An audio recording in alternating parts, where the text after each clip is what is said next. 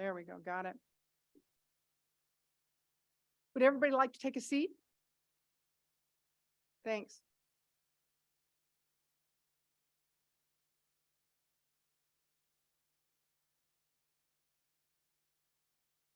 Good morning. I'd like to call the meeting of the Board of State and Community Corrections to order. And I'd like to thank everyone for being here, both board members who are here in person and those who are on Zoom, and to members of our audience that are here. I appreciate your attendance and flexibility for making it into the meeting.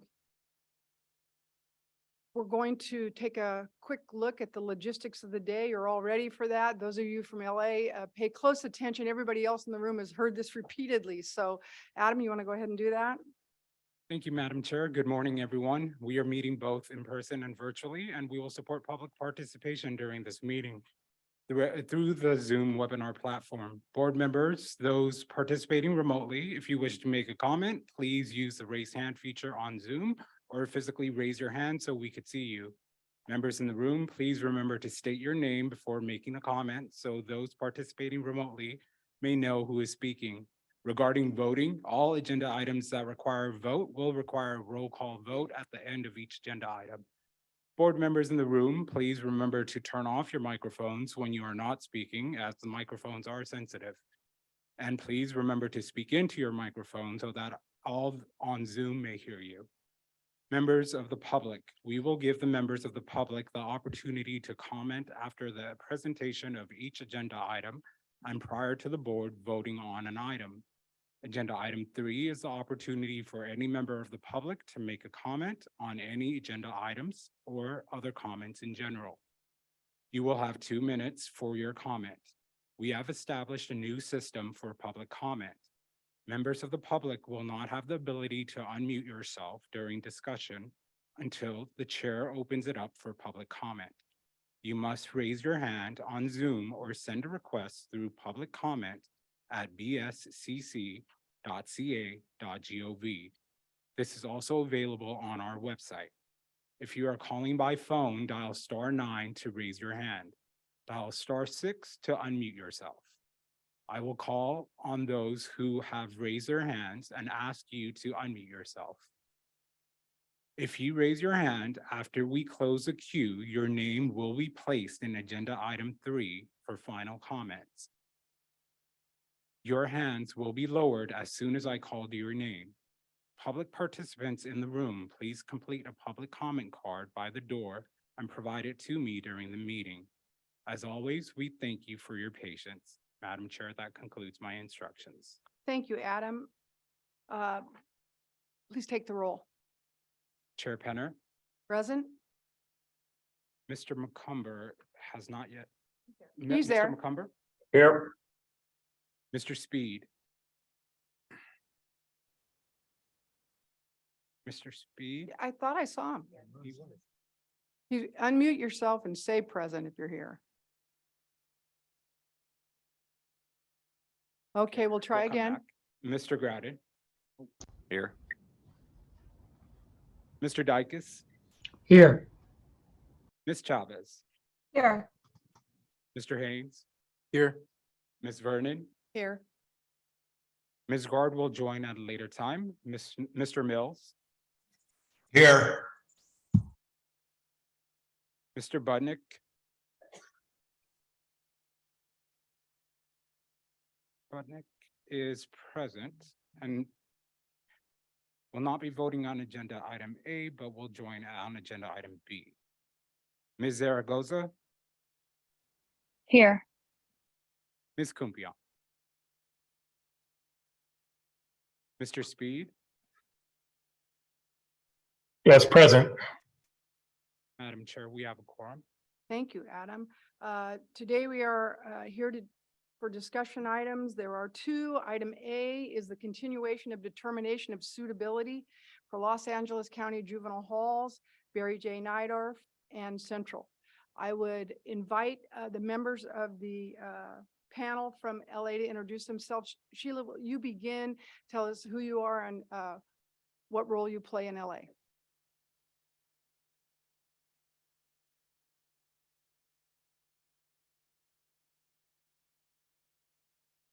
Thank you. Hold on just a moment. Sorry.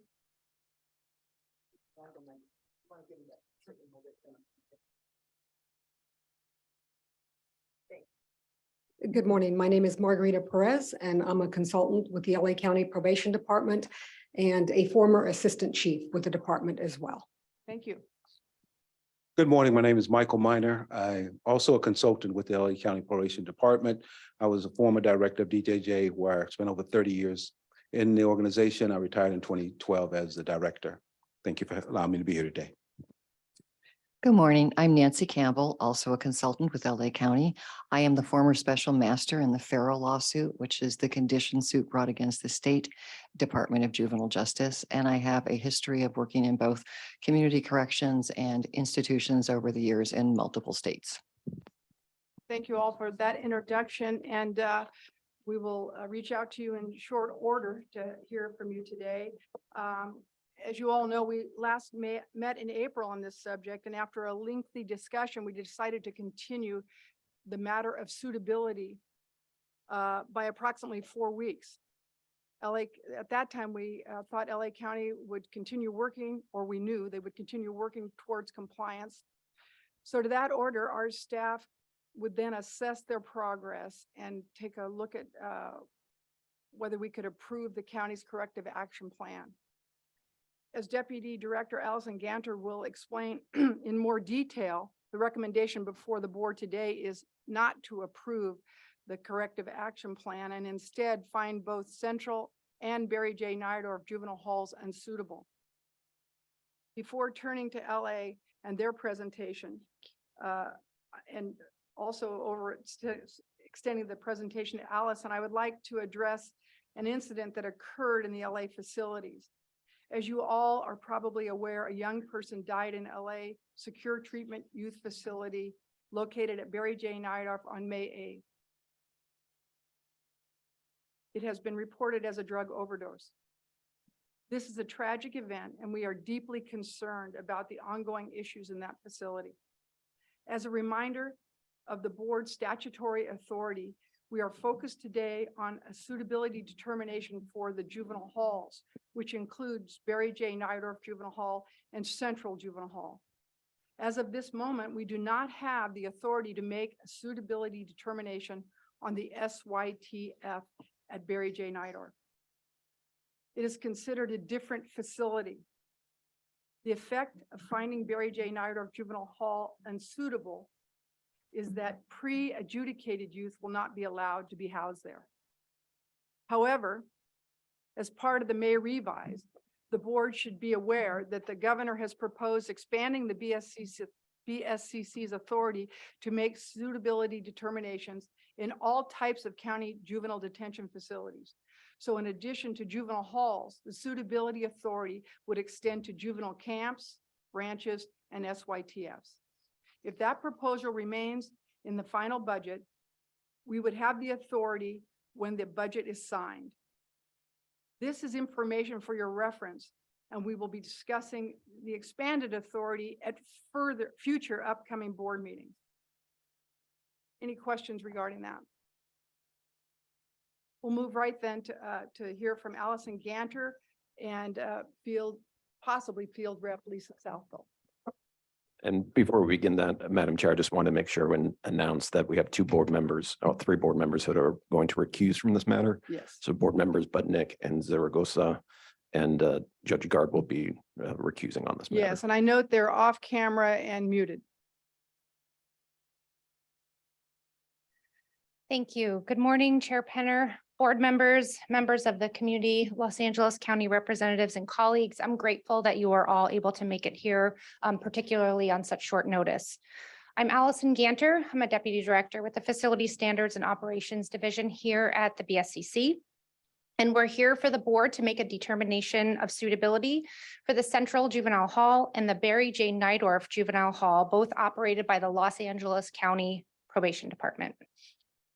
As Chair Penner mentioned at the April 13th, 2023 meeting, the BSCC board was asked to make a determination of suitability for the two facilities based on the many outstanding items of noncompliance and the fact that the initial corrective action plan submitted by the department was not approved. The department submitted a supplemental corrective action plan, which I'll refer to as the SCAP. I'll refer to the corrective action plan as the CAP. Submitted a SCAP prior to the April BSCC board meeting and provided testimony at that meeting. And as you recall, the board moved to defer further action on the determination of suitability to allow the BSCC staff to take additional time to evaluate whether the county had made any progress toward meeting compliance and could approve the SCAP. To do this, BSCC staff conducted an inspection at each of the facilities from April 25th through April 28th to review progress toward compliance. Staff also conducted an unannounced inspection at each facility during the late night shift on April 24th. It was immediately evident that substantive progress was not being made. We were shocked to learn that none of the directors at the facility had been given a copy of the CAP or the SCAP. After discussion, we were able to determine that some steps had been taken to bring the facilities into compliance, but there's a clear disconnect between the CAPs and the facility action plans for meeting compliance. A review of documentation and discussion with the youth indicate that all but 2 items of noncompliance remain outstanding, and all of the items of noncompliance related to staffing remain woefully out of compliance. We were unable to verify that the 100 deputy probation officers reassigned to the facilities were present and accounted for and having a measurable impact on staffing levels. Both facilities continue to deal with callouts, overtime, inability to provide increased staffing for high-risk youth, and are unable to get youth regularly to programs, recreation, outside for exercise, and to school either on time or at all. During nighttime shifts, youth continue to urinate in their rooms if staff are unable to respond to their request.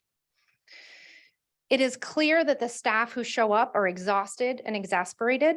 We did not observe youth participating in programs while they were on the units during our visit, and for the most part, youth were stationed in front of glaring televisions. The youth we spoke with indicated that this is typical and that meaningful programs are few and far between. The documentation we reviewed supports this. In addition to determining that staffing remains out of compliance and affects the safety and security of the facility, our visit and review of documentation indicates that while an electronic safety check system has been installed at the facilities, 15-minute checks are regularly being missed. There are some gaps up to a few minutes, and other gaps are closer to or over 1 hour up to several hours. Youth continue to be held in their rooms in excess of the time allowed for institutional operations. Youth continue to be held in isolation or quarantine after they are medically cleared for return to the general population. Facility staff have still not been trained in the required areas of the updated use of force policy. Regular facility searches, according to departmental policy, are not occurring. Youth are not regularly getting outside for exercise, and discipline continues to be administered using an out of compliance and outdated behavior management plan. Based on this information, BSCC staff is recommending that you find both the Central Juvenile Hall and the Barry J. Nydorf Juvenile Hall unsuitable pursuant to Welfare and Institutions Code, Section 209D. Upon this determination, the probation department will be provided with notice and will have 60 days to move youth out of the juvenile halls.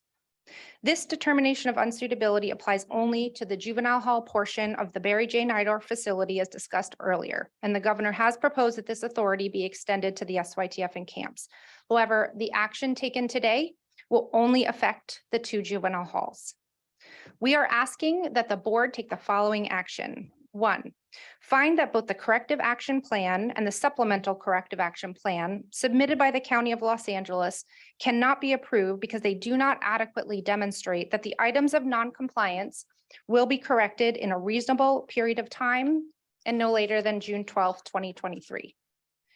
2, Find that because the county has failed to file an approved corrective action plan within 60 days following the issuance of the January 13th, 2023 initial inspection report, that Central Juvenile Hall and the Barry J. Nydorf Juvenile Hall are unsuitable within the meaning of the Welfare and Institutions Code, Section 209, subdivision A, 4, and D.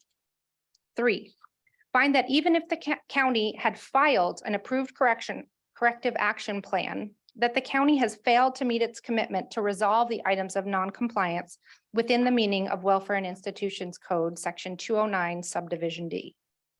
And 4, find that the following items remain out of compliance with Title 15 California Code of Regulations.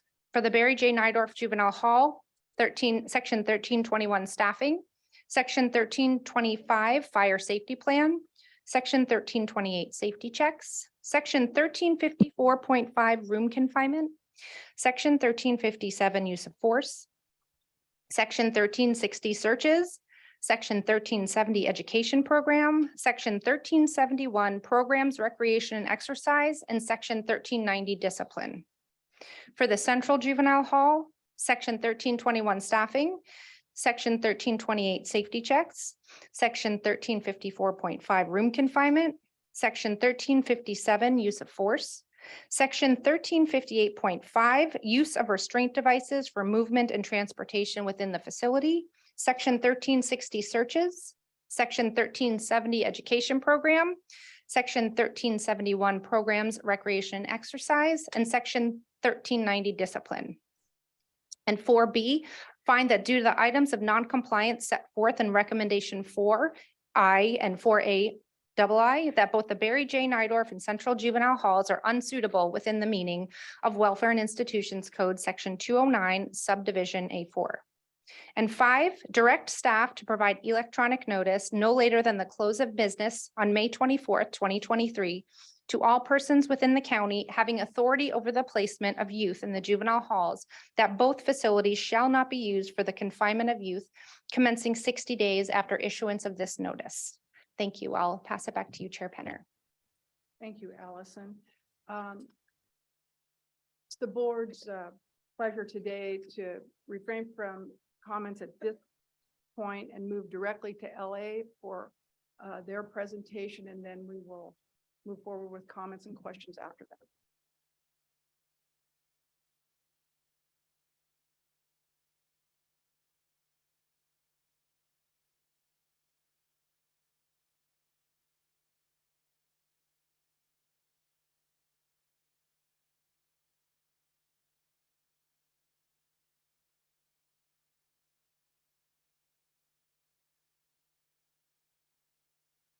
Good morning, Chair Penner and board members. Again, my name is Margarita Perez, and I'd like to start out by thanking you for the opportunity to come before you to present the county's plan to address non-compliance issues in a way that will allow us to make immediate and sustainable changes and long-term systematic improvements to protect our youth and our staff. As a former assistant chief with the Los Angeles County Probation Department, I am here representing the newly appointed interim chief probation officer, Guillermo Vera Rosa, whom, as you know, was a recent BSCC board member and as such is precluded from contacting or presenting before this body for a period of 1 year. Before I introduce the team sitting at the table, and I know they introduced themselves, but I'd like to speak a little bit more about them as well. But before I do that, I'd like to start out by echoing many of the sentiments expressed by the Board of Supervisors, the CEO, and others during the BSCC's last meeting, in that we hear you and we share in your frustrations that improvements to the system are long overdue. We concur and acknowledge that Central and Barry J. juvenile halls are not ideal environments for our kids and our staff, and that it is our responsibility to provide our youth and young adults with the best care possible in the form of quality services and opportunities for them to heal and thrive while they are under our care. With this primary objective in mind, our request to you is twofold.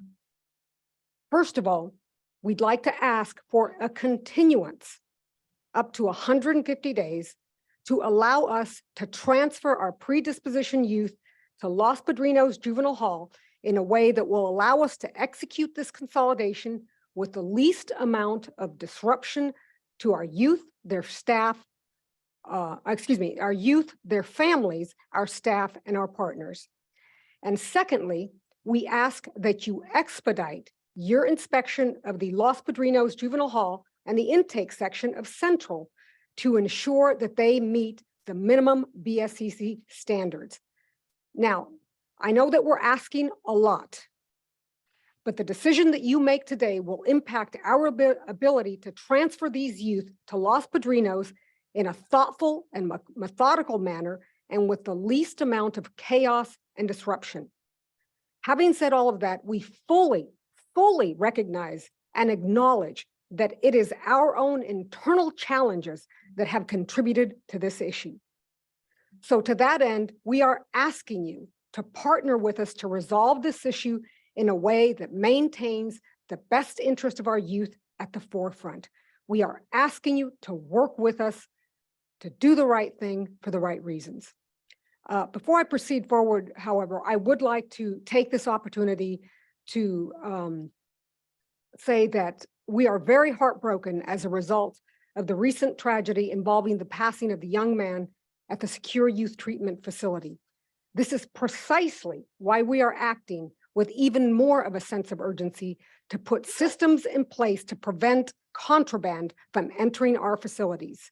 In response to this particular issue and this tragedy, the interim chief probation officer immediately instituted a number of measures to include a no cell phone policy, a clear bag policy for all staff and visitors entering Central and Barry J, the use of our special enforcement unit and sheriff's canine units to conduct extensive searches of all staff, visitors, housing units, and program areas, and the use of additional metal detector wands at all entrances to include entry into each of the housing units themselves.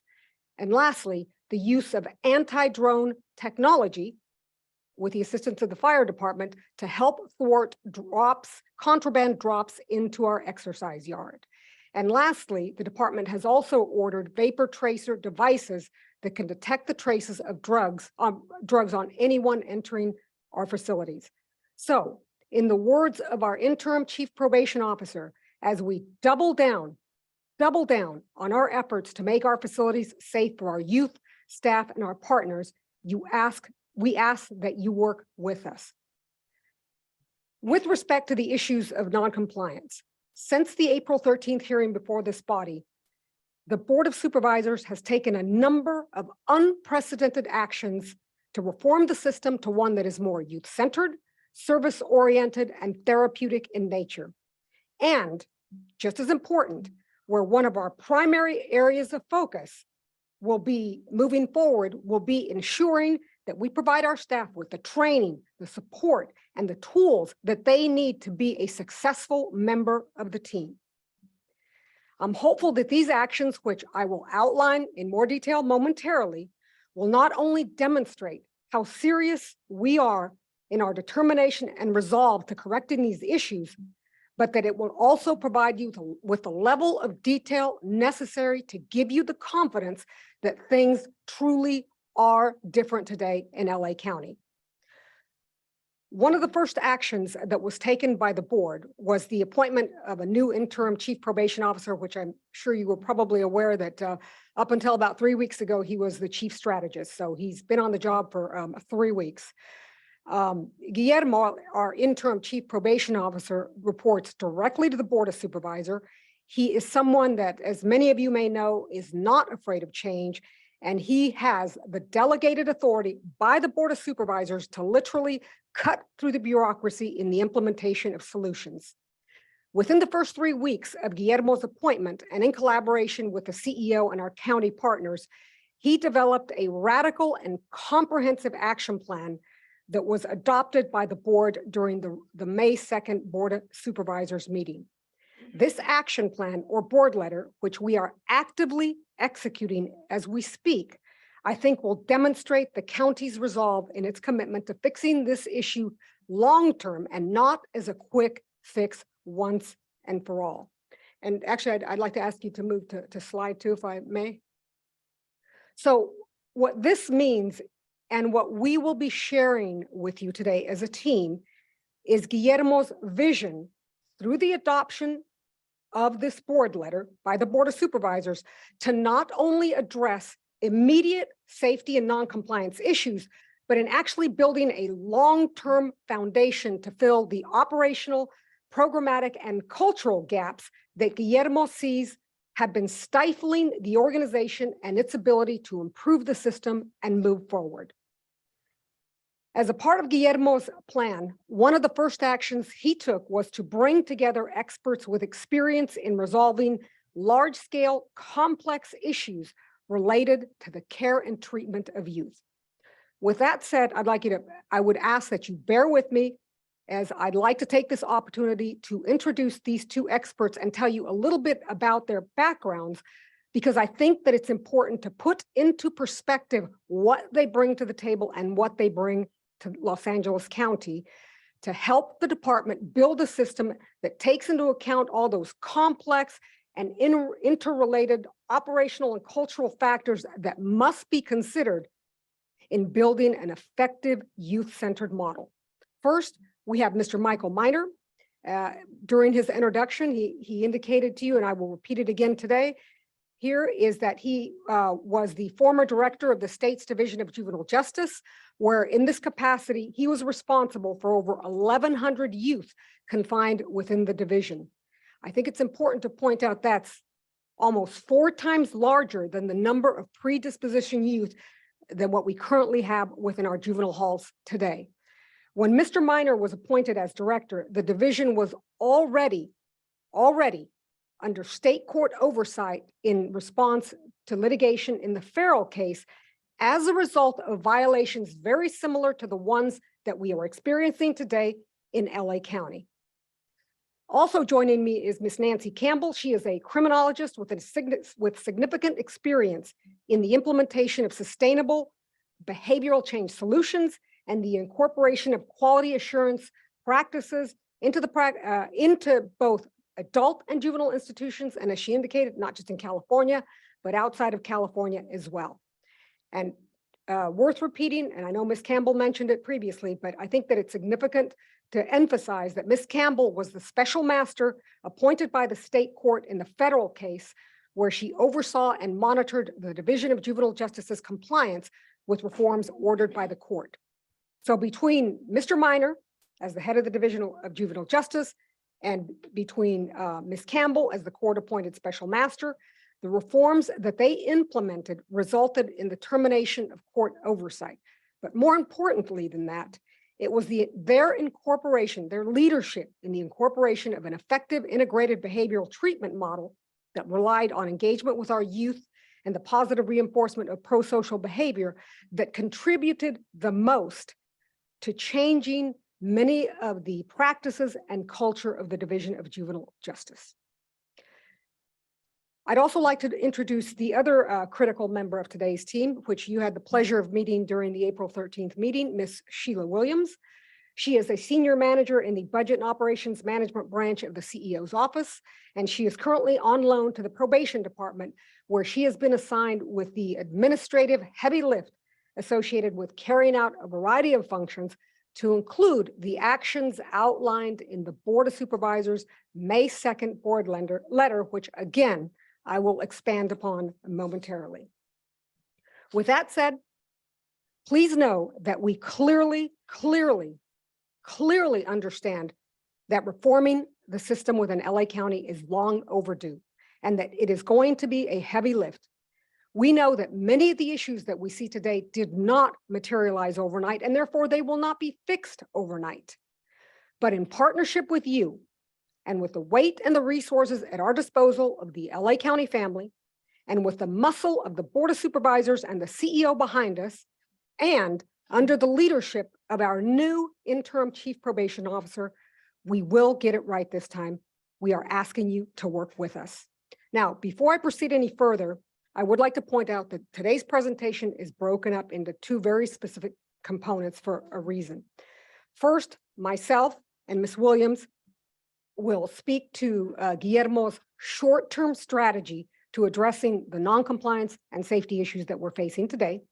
And then our experts, Mr. Minor and Ms. Campbell, will speak in more detail to Guillermo's long-term vision to maintain compliance and to build a system that is aligned with the Board of Supervisors' Youth Justice Reimagined philosophy, which seeks to reduce the number of youth in detention through preventative and restorative services, through our work with the courts, and through the investment of those dollars in alternatives to incarceration and services within the community. Next slide, please. I'm not going to spend a lot of time on this slide, but I think that it's important to utilize this slide to put a couple of things into perspective. Since the April 13th hearing before this body that I've alluded to a couple of times, the Board of Supervisors took a number of actions to allow for improvements to the system to enable us to expeditiously, but methodically focus our efforts on these 4 critical areas that you see before you on the screen, which our experts will speak to in a little bit more in a little more detail. These areas of focus represent the totality of what we need within LA County to obtain and maintain state and federal compliance, to help us build a more youth-centered system, and lastly, to help us build an internal system where we are providing our staff with the tools, training, and support that they need to be successful. Because at the end of the day, as Ms. Campbell has said to me a number of times, it's more about just checking the boxes to meet a BSCC compliance or a DOJ court mandate. Not that that's not important, but at the end of the day, what's important is putting systems, services, and programs in place to impact outcomes and to help us to address the needs of our youth while they're under our care. Next slide, please.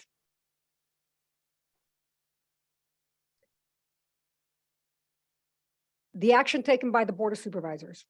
As I alluded to a couple of times already, the Board of Supervisors on May 2nd, which is, I want to point out, less than 3 weeks after the April 13th hearing, they adopted a comprehensive action plan that was put forth by the CEO and the interim chief probation officer that places the welfare of our youth at the forefront.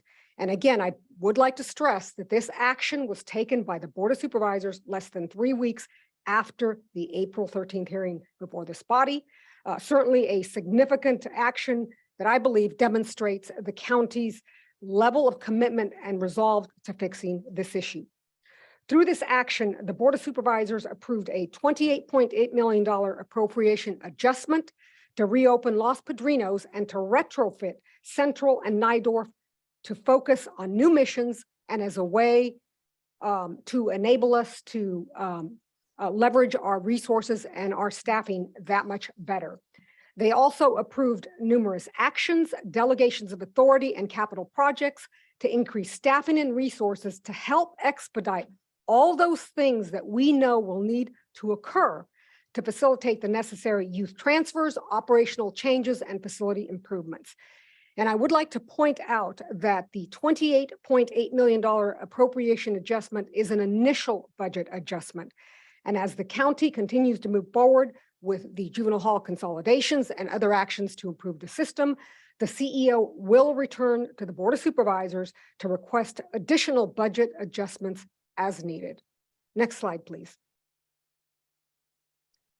To break it down even further, one of the actions taken by the Board of Supervisors was the immediate delegation of authority to the CEO and the interim chief probation officer that allows the probation department and supporting county agencies to take immediate steps to facilitate all of the administrative, operational, and programmatic aspects associated with consolidating the juvenile halls, from the facility upgrades and repairs to the movement of personnel programs and services, to hiring, to the establishment of new positions, to the execution of new contracts, and so on and so forth. Many, many actions that will be necessary to facilitate a large scale action of this nature.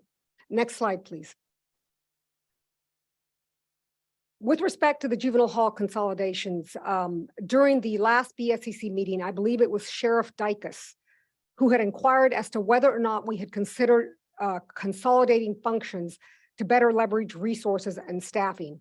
And although the county had previously conducted a similar evaluation to determine if in fact this would be a feasible option, the interim chief probation officer, in collaboration with the CEO and the Internal Services Department and our other county partners, have since gone back and conducted another assessment. And after weighing the pros and cons, it was determined that this move, more likely than not, would certainly be more advantageous for a variety of reasons. This was presented to the Board of Supervisors and they agreed.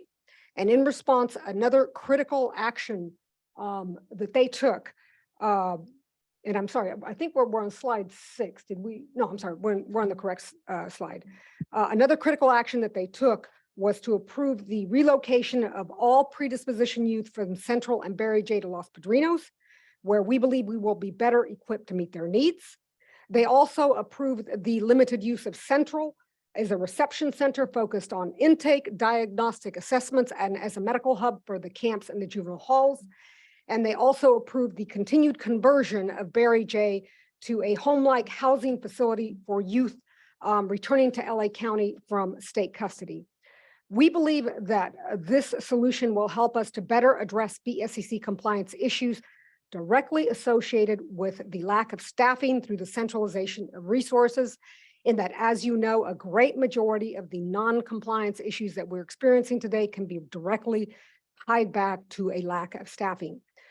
Los Padrinos is also closer to the center of the Los Angeles basin as opposed to Central and Barry J.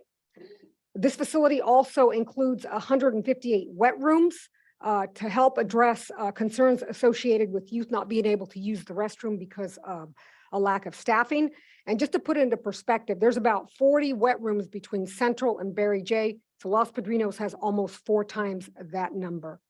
Also, through this action, Barry J will have the ability to continue to focus its energies and resources on the continued implementation of the LA model.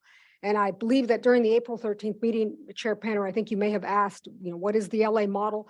The LA model is a small group treatment modality that is geared more toward youth that are going to be in custody for a longer period of time.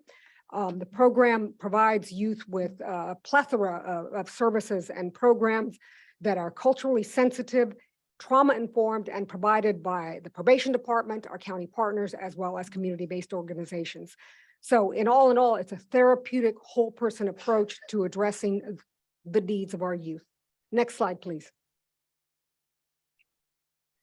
As you know, there are a number of logistical and operational actions and facility design modifications that will need to occur to account for all the factors associated with moving and housing the youth and moving the staff and transferring all services and programs to Los Padrinos.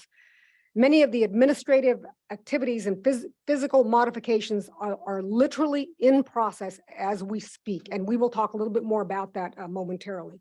This includes such things as structural upgrades, repairs, the procurement of furniture, installation of flooring, and so on and so forth. We anticipate that a majority of these upgrades will be completed within the next 30 to 45 days to allow us to meet minimum BSCC compliance standards, with more expansive renovations to continue for a number of months. In the event this body directs that the youth and young adults housed at Central or Barry J be moved within 60 days, we have established an aggressive timeline and detailed plan to allow for the staggered movement of these youth within that time frame in a way that will minimize disruptions to the extent possible. However, we are not in a position to share an extensive amount of details related to what that move looks like for safety and security reasons that you're all familiar with. However, if there is a way for us to do so in a confidential manner with this body, we would certainly be very much inclined to do so. I would like to point out that, and I think it goes without saying, that the movement of these youth within 60 days is not ideal, in that even under the best of circumstances, by the very nature of all that needs to occur to facilitate this consolidation, this condensed timeline will undoubtedly contribute to some level of chaos and confusion, and place an undue hardship on our kids, their families, our staff, and our partners. It will also create, and again, it goes without saying, a logistical nightmare for the county at a time when we are continuing 24/7. Mr. Minor will speak a little bit more about that. Continuing to make 24/7 structural modifications to Los Padrinos to accommodate these youth and all of the staff, programs, and services that will eventually reside there. Again, we are therefore asking you to grant us a continuance beyond the 60 days, up to 150 days, to allow us to take a more methodical and measured approach to completing all of the logistical and operational actions associated with a consolidation of this nature. With respect to the readiness of Los Padrinos, I'd like to give Mr. Minor the opportunity to come up and speak to what that looks like, given that he visited the facility last week, and given the fact that just yesterday, myself and Mr. Minor had the opportunity to actually meet with the on-the-ground individuals who are leading that particular charge. Mr. Minor? Thank you, Ms. Perez. Good morning, Madam Chair, members of the board, and members of the community. Thank you for allowing me to speak to you today as a representative for the LA County Probation. First, I'd like to acknowledge this is a very complex set of problems that we're trying to solve to. It will require both short and long-term strategies. Having led through such similar problem, I'm optimistic that under the leadership of the new interim chief, with the continued support of the Board of Supervisors, the assistance of BSCC, and the continued engagement of those staff that are going to work each and every day, doing a very difficult job under very difficult circumstances.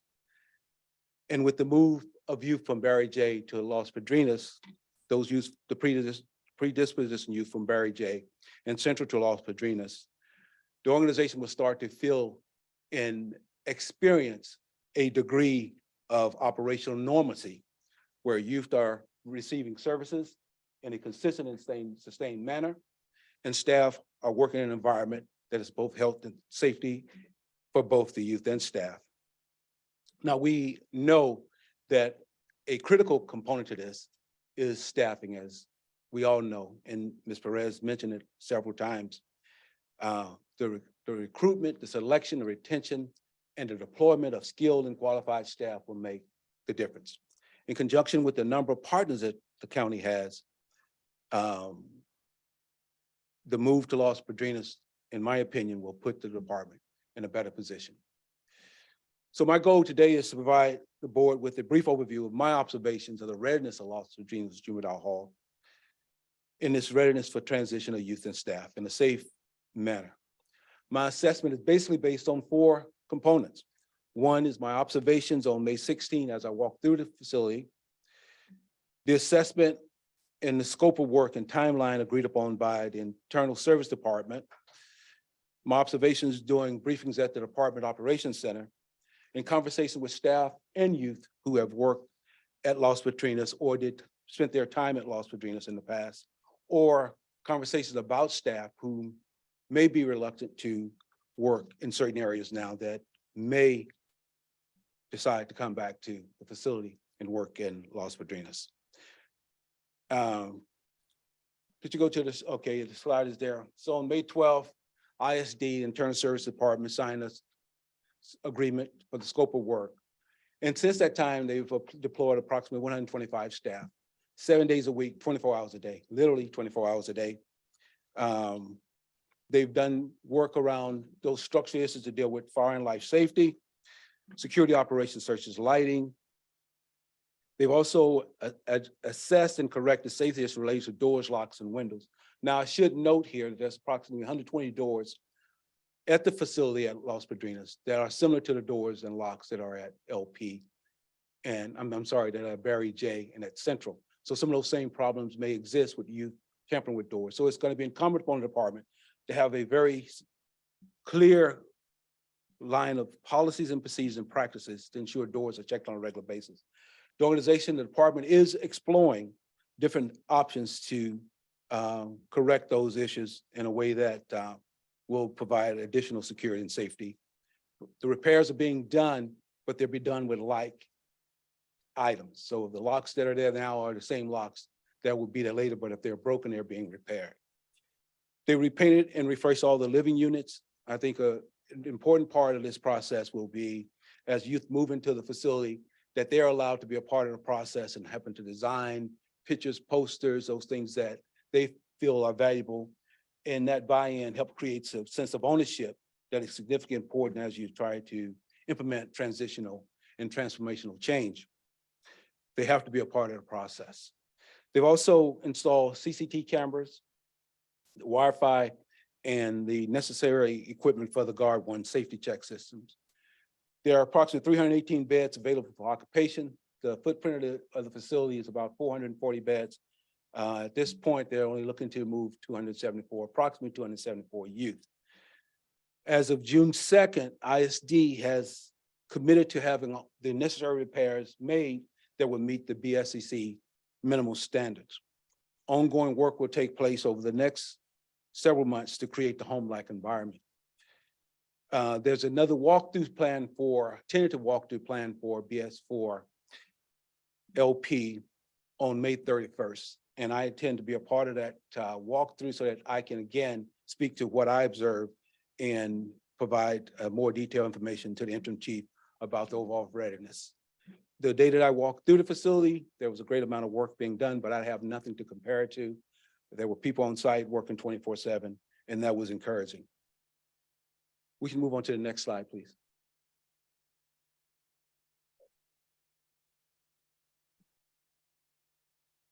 Youth Movement Plan. Currently, the Department Operations Center, in conjunction with the facility staff, are working on the movement plan. They're assessing the population at both Barry J and at Central.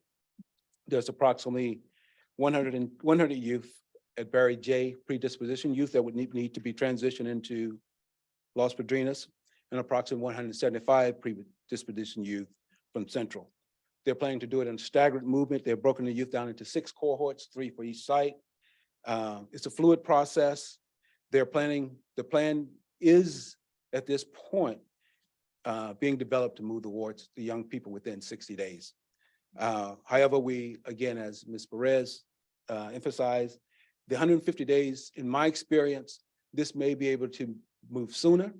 It's a fluid process, and we have to be prepared for those unintended consequences that may be structural, may be youth-related, may be staff-related.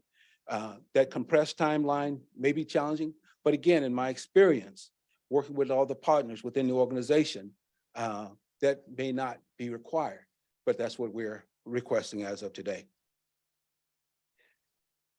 You can go to the next slide, please. The Department Operations Center, the interim chief activated the Department Operations Center on April 25th. And I think the best way I can describe it is that it has actually centralized several functions. It's looking at day-to-day staffing, while staffing across the organization between the 2 juvenile halls is consistently a challenge. It has centralized and brought things to light relatively quickly and real time, so that the department could make additional efforts to how to utilize non-sworn staff to relieve some of the sworn staff to perform duties such as assisting with doing perimeter fence checks, visiting, other areas that non-sworn personnel can assist in. And so again, while the challenging around staffing is not a misnomer, it's real and it has to be addressed. It also has the Department of Operations Center is being utilized to facilitate, coordinate, and manage resources to ensure that Los Padrinos Juvenile Hall is brought up to standards as quickly as possible. And again, based on what the work that's being done, the facility is being identified as ready, meeting the BSCC minimal standards by June 2nd. That's actually 30 days prior to the 60 days that was originally agreed upon. So it's a great deal of work being put into the facility to make it ready for the transition, the safe transition of youth and staff. Thank you.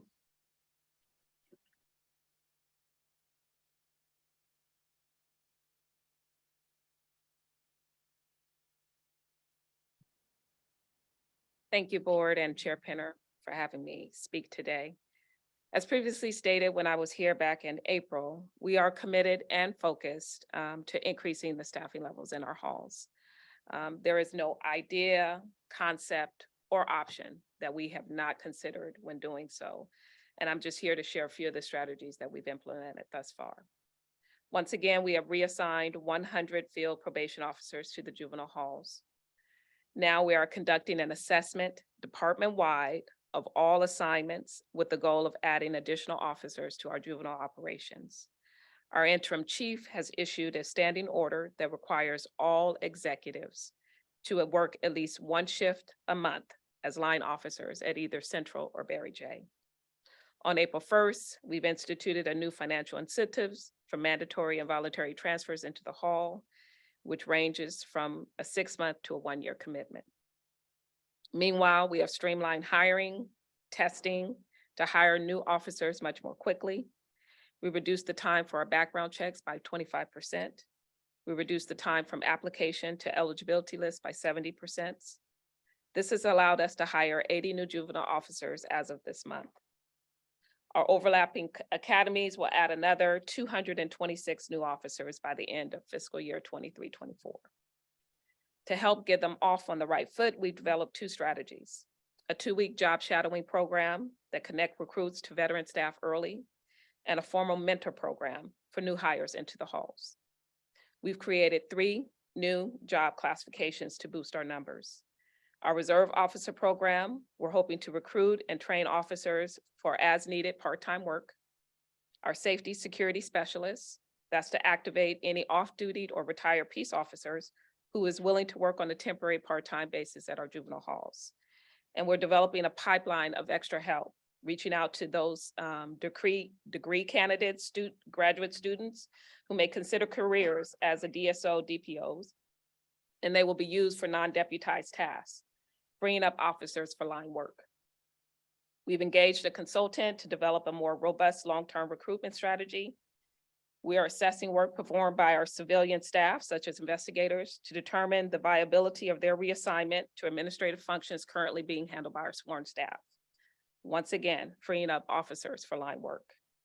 We're utilizing graduate students, management fellows. We had 100 that have expressed interest thus far, and other county employees such as veteran interns to assist with non-sworn duties in the halls.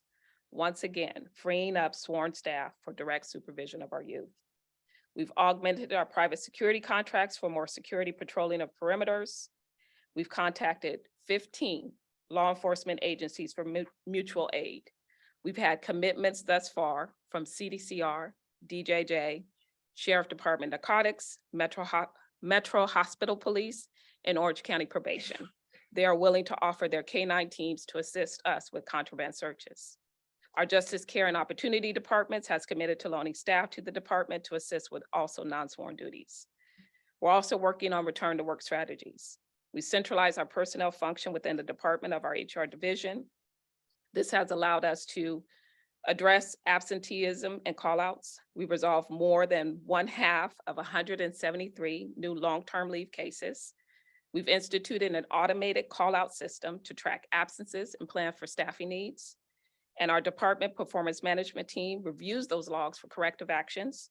And last year, we took 378 corrective actions against juvenile hall staff with notices of expectations on the low end to discharge on the high end. Thank you for your time, and I'll turn it over to Ms. Nancy Campbell.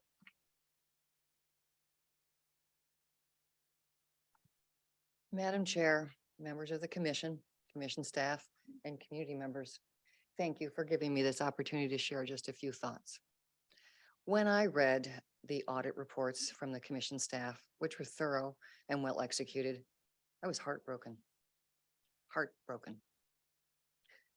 I was heartbroken because we know what it takes to put together the programs and systems that can help youth in our custody develop into the wonderful human beings and adults that they are capable of being.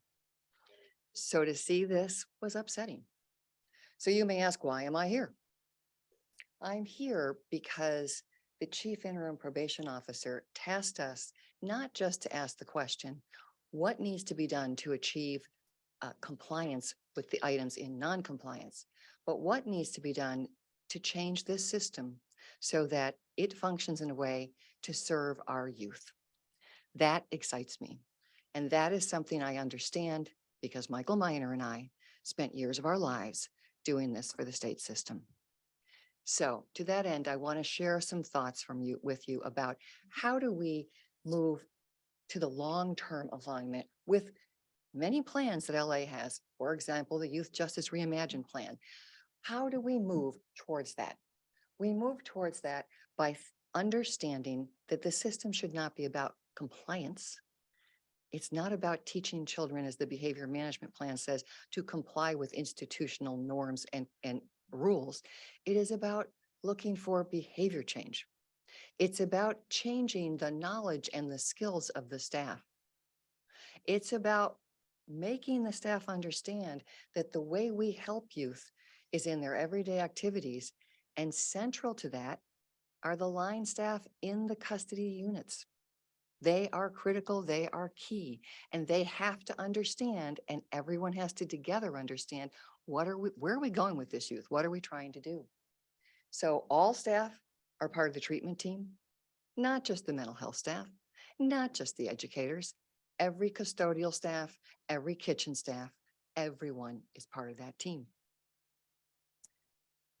There are many elements as we look through the system of a behavior plan, a behavior management program in place. The challenge is they are not integrated. And because they're not integrated, they're not achieving outcomes, and they won't if they aren't integrated. So one of the challenges ahead is not just, again, to achieve compliance, but to determine how can you pull these elements together so that you actually have an impact on youth. That requires shared assessment and case plan. And in a system this large, and frankly, in any system, everybody has an opinion about what the assessment should be. Everybody wants a different case management plan. Every CBO says, I want to do it my way. That cannot happen. It must be a fully integrated process by which everybody shares the same information. Behavior goals for youth, not established by the adults. Oh yes, we have an assessment that says this youth has an anger management issue. But we don't start there. We say to the young person, what do you want to accomplish? And if they tell us they want to be in a rock band, we start by working in a rock band. We start by working on what does a rock band need to do to work together? How does a rock band make that happen as a team? We start where that youth is, knowing as adults what the underlying issues really are, but we use that youth's interest to guide us. The multidisciplinary team and all the elements are there, education, mental health, all are there in this system, but they are not integrated. For example, the token economy, they're using it differently. Hence, some of them are not using it at all. Hence, it's having very little impact. Again, that has to be integrated. And you have to have sustained commitment by leadership. Your staff just said, the leaders in those institutions didn't have the cap, didn't have the SCAP. That cannot continue. Those leaders have to know exactly what needs to be done, not just again to achieve compliance, but to get long-term results. So alignment is going to be terribly important for the long term, and it takes time. Michael and I worked together for 6 years, and that was after 10 years of other work by other people. Next slide, please. So why am I excited about what the chief interim probation officer is asking? He's asking us to help him think about how do you pull this all together? And it's again, not compliance, it's quality assurance. How do you create a team that starts to do the following? They start to create a learning environment by which we reinforce the staff to do the right thing. We help them understand the behaviors are needed. So he wants to put together a new unit that brings together compliance, quality assurance, and research. And they change the model a bit. They become they work for the cultural change. And how do you work for culture change? You work for it by teaching, by creating an environment where we can all explore and learn together. So the focus is on learning, on behavior change. It's not on compliance. The staff in the units have to learn to be coaches and mentors. Coaching is a different skill set than they've been trained on. The basic academy training doesn't talk about these issues. It needs to. The day someone is hired into this agency, they should start understanding these roles as a coaching role. That's your best security measure, good interaction with youth. So we have to give the staff the skills, the support they need to be able to effectively interact. Positive reinforcement has to be real time, not just with the youth, but with the staff. They have to get the recognition for doing the right thing when they're working with youth day to day, which means the supervisors in the units have to be trained to do that. Not an easy task, takes time, but it must be done if you're going to get long-term change. Consistency. Again, in your assessment, your case planning, everything you put together has got to be consistent from the day the youth arrives to the reentry planning. And you cannot have competing case management plans. You can't have competing assessments. You can't have, well, we're just going to do this program because we think it's an interesting idea. It all has to be integrated together based on the youth's needs. Fidelity of the model, hard to do. But the thing that's interesting is you're looking for not fidelity to the minimum standards, which is not to say those minimum standards must be met. They must. But you're looking for how do you actually move it forward to a real change of culture. And that takes time and energy and commitment. And ultimately, if you do that, you start to have data to inform your policy. Real data, data about what's working in a unit, what's working with the youth, what's actually resulting in behavior change. And that's the data that should inform your policies and procedures. So you get rid of the schism between people in administrative positions creating policy and practice that may not actually be what's needed at the line level. So juvenile halls, of course, need to maintain compliance with all the standards that you have set, but that's not good enough. And what I'm hopeful, and the reason I'm here, is because Guillermo Villarrosa is excited about figuring out how you change this system till we don't end up here again. How do you change it and make the cultural change that is needed to make sure that any youth in our custody doesn't just be treated safely and securely, but is treated so that they can grow into the person that we know they are capable of being. So we're looking, as you heard from my colleagues, at how to deal with the now, but also how to transform for the future. And as Michael and I can tell you, it's a long journey.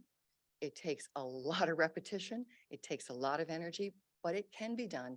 And it can be done in a system the size of LA, because we have done it in many jurisdictions in larger systems. Thank you for your time.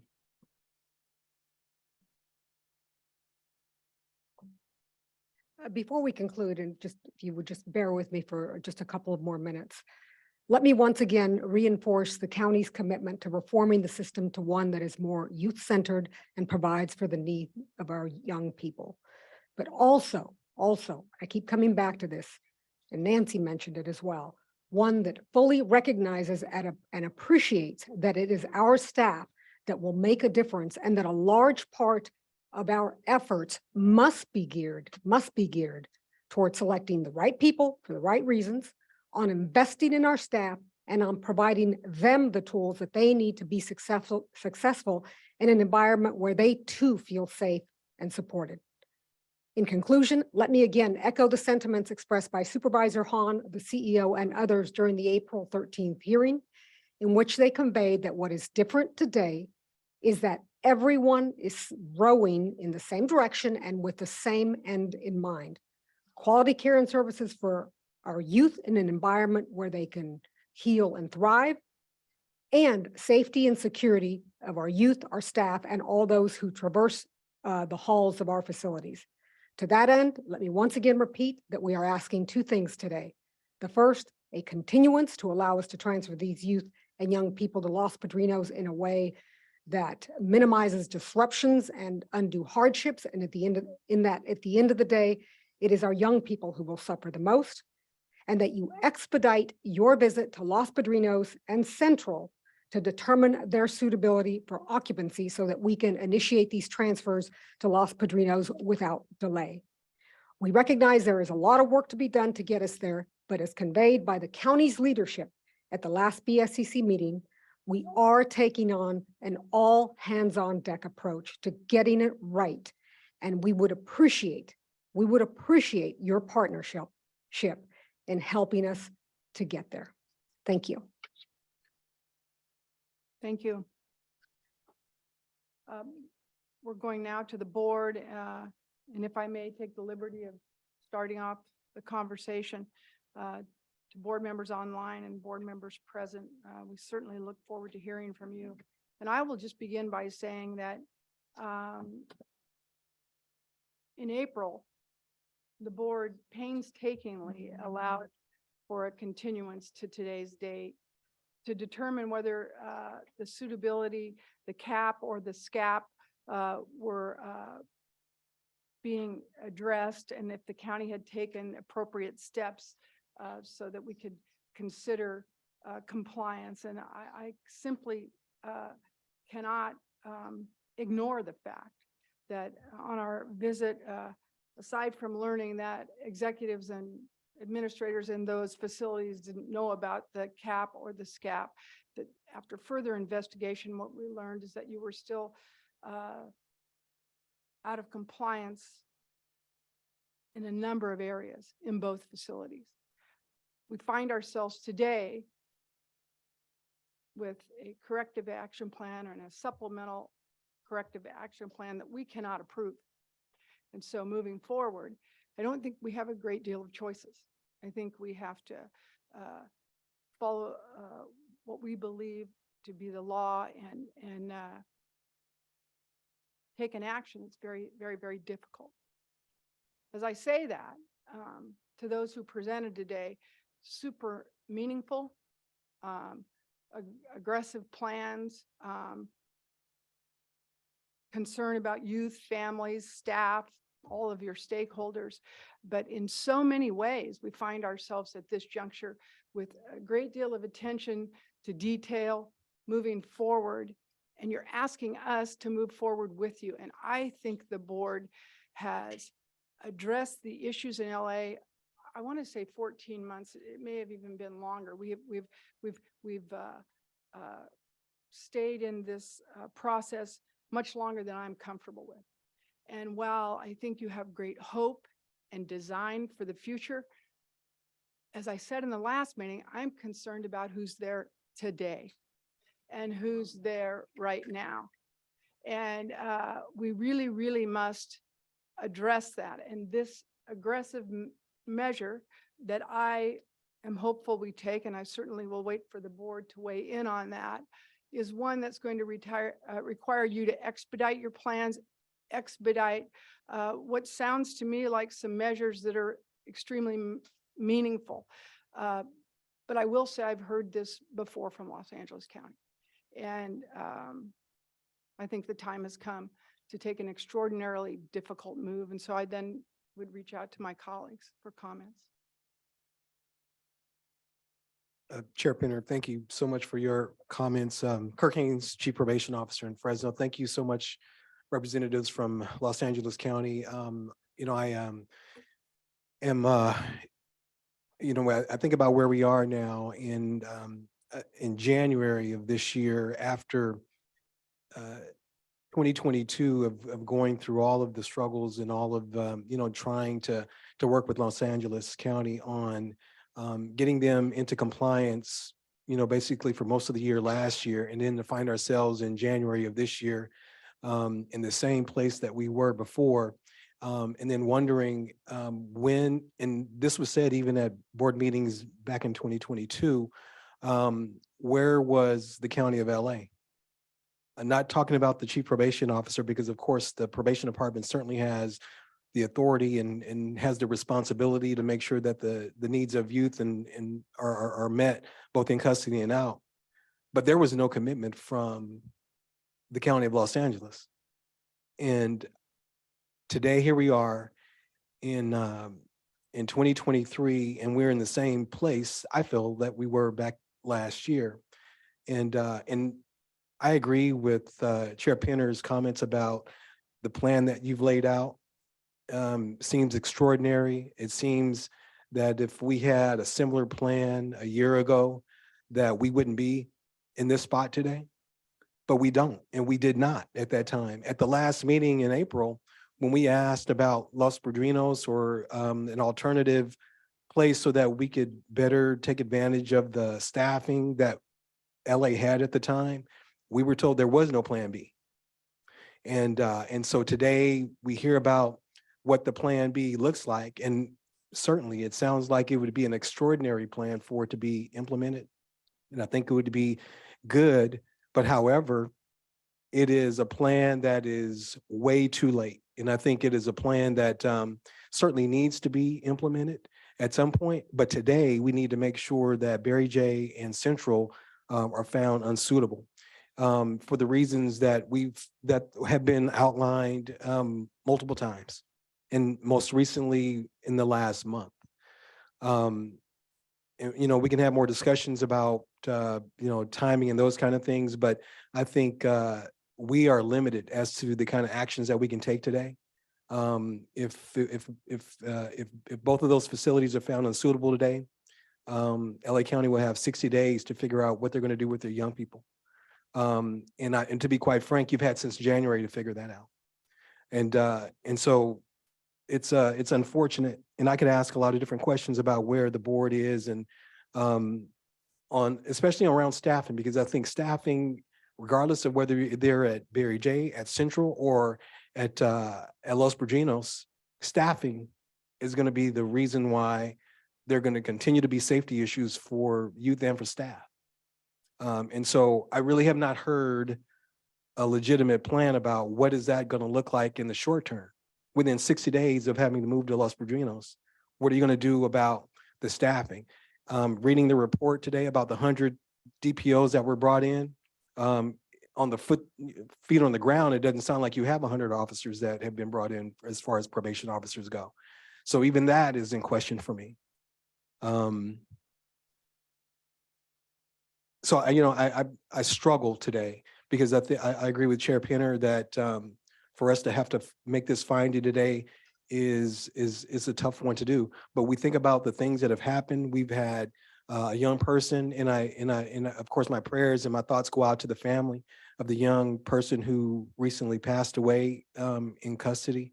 I think about the staff who had to deal with that situation, because I've had to deal with those kind of things personally.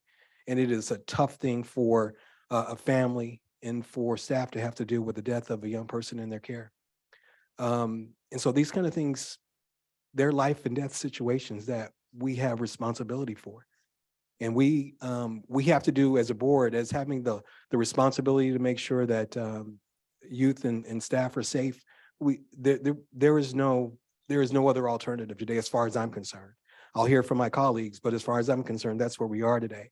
But as a board, we will be with Los Angeles, wherever the young people end up, because it's our task. It's, what we have to do to make sure that, once the move is made, that is done. So, looking forward to hearing from my colleagues, but at this point we have, I think we've exhausted all of our efforts at this point. If I may, Chief Penner, thank you. Kelly Vernon, Chief Probation Officer, Tulare County. I'm grateful to the representatives from LA County who are here today.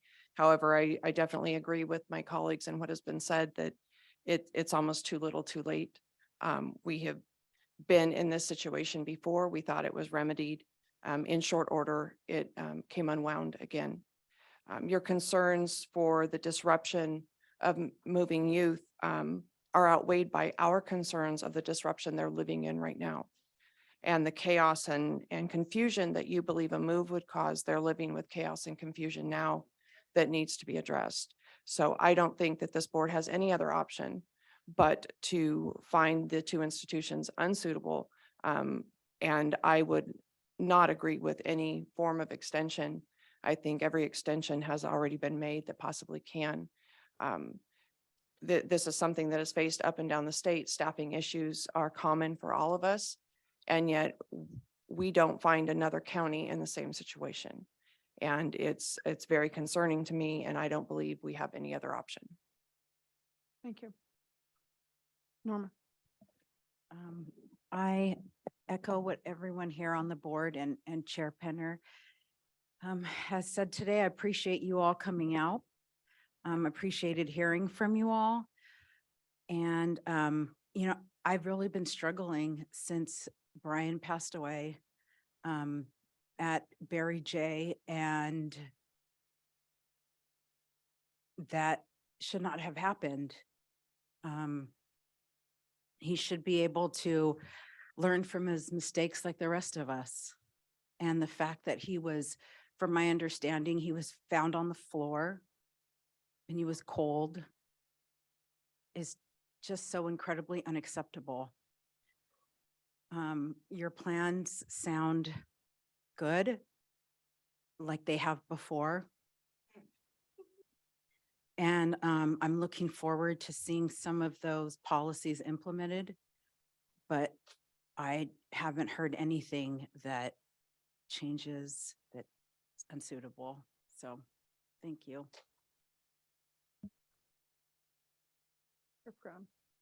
Dean Groudon, Sheriff Lassen County. I want to thank the representatives from Los Angeles County for being here. Really, your presence and the plan you outline is the first evidence that I've seen in the last year and a half that Los Angeles County has taken this matter seriously. Fortunately, as Chief Haynes says, it comes really a year too late. As one of the speakers said from your group that, this is a complex problem, and unfortunately, every proposal we've seen up to this point is very simple, not nearly comprehensive enough to address all the issues outlined in the BSCC staff's reports. I do hope, like I said, I hope what you've talked about today, the plan you discussed today, I mean, that's what you have to do. I'm glad to see they brought in some outside consultants.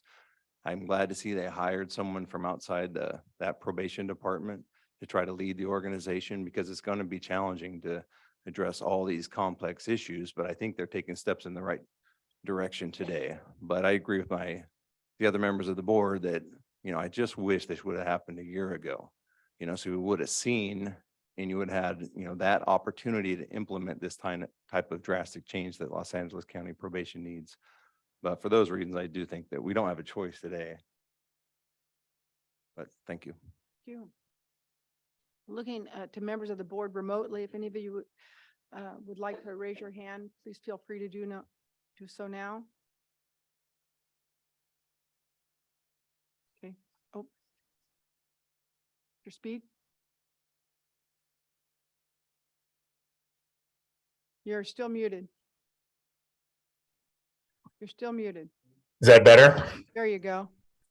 Thank you, Chair Penner. I was trying to look at the minutes from the last meeting. I don't believe they've been posted yet, but I just want to confirm the board did indicate that as of this date, there would be no more extensions, and it was basically fish or cut bait at this point, correct? That's accurate. Okay, and so I agree with Chief Haynes and the other board members. I appreciate the presentation today. It was comprehensive but probably a little too late. I'm not sure that there's an option here. So that's just my comments on the matter. Thank you. Thank you. I see Sheriff Dykus. Sure. I'd like to echo the comments of all of the colleagues on the board. I'd also like to say, in addition to LA County being a little too late to support the probation department, that I know even the board members, and I do appreciate the experts that presented today, incorporated some of the suggestions that we've made along the way. But without a stabilization plan for the youth, we've talked about the young person that passed away, but also there have been a significant number of assaults on staff there. And without a stabilization plan for those youth and the staff, I'd like to see, with full confidence in the new interim chief there at probation and the experts, that all of these things presented to us today were implemented, but then the youth introduced to the facility after staff from the BSCC says that that facility is actually ready to go. So I also am in the same position that I couldn't recommend the plan moving forward until that stabilization of those youth occur and these changes are met to be able to bring them back to LA County. Thank you.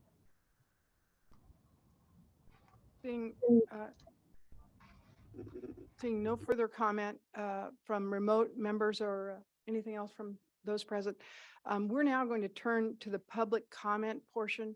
And I'm told we have members both remotely and in person that would like to address the board. We are going to ask you to limit your comments to 2 minutes. We're also going to ask you to ensure that when you get up to speak, please comment on the agenda item before the board.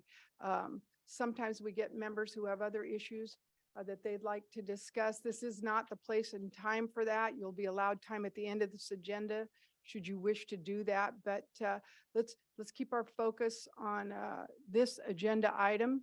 And I think we can begin remotely, and we will close the queue after the first remote speaker has completed. So if you wish to comment, either here in the room, and you'll fill out a comment card for that, or remotely, please follow the procedures outlined by Adam earlier in the meeting. Adam, please proceed. Okay, we currently have 17, and the number is growing. So I'm going to call on Kevin Garcia first, and right after Kevin Garcia speaks, the queue will be closed. So please go ahead and raise your hand as Kevin speaks. So Kevin, I'm going to allow you to talk, and your 2-minute window starts now. Good morning, y'all can hear me? Yes. Good afternoon, committee members. Thank you for having me here. Today, my name is Kevin, and I am an advocate for the Anti-Recidivism Coalition. I'm here to speak on this issue because I was once in those shoes and facilities. We need to do more. You have the power to change this and stop our youth from overdosing by ensuring they are in environments that prioritize their well-being. You have the power to keep them safe. The youth need to be in environments that allow them to be busy at all times, and where holistic programming exists so they can work on themselves every single day and not just for a few hours in a week. We urge this board to help create pathways where youth can live in environments where programming can be possible and provided to the young people that need it the most. Even transferring the youth from Barry J to Camp Calpatrick. That's a place we should start. Thank you. Thank you.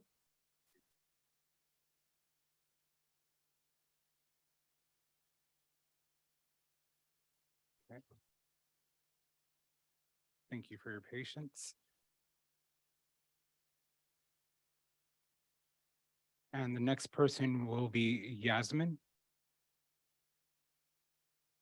Yasmin, go ahead and speak. Are you there, Yasmin? Okay, Adam, please move on.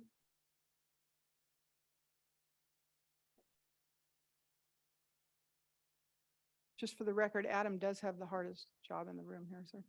Just trying to get this line going. And the next person will be Michelle. Michelle, go ahead and talk. Your 2-minute, it's starting. Are you there, Michelle? Are we having a tech? Yes, Michelle, go ahead and unmute yourself. I have asked you to unmute on Zoom as well.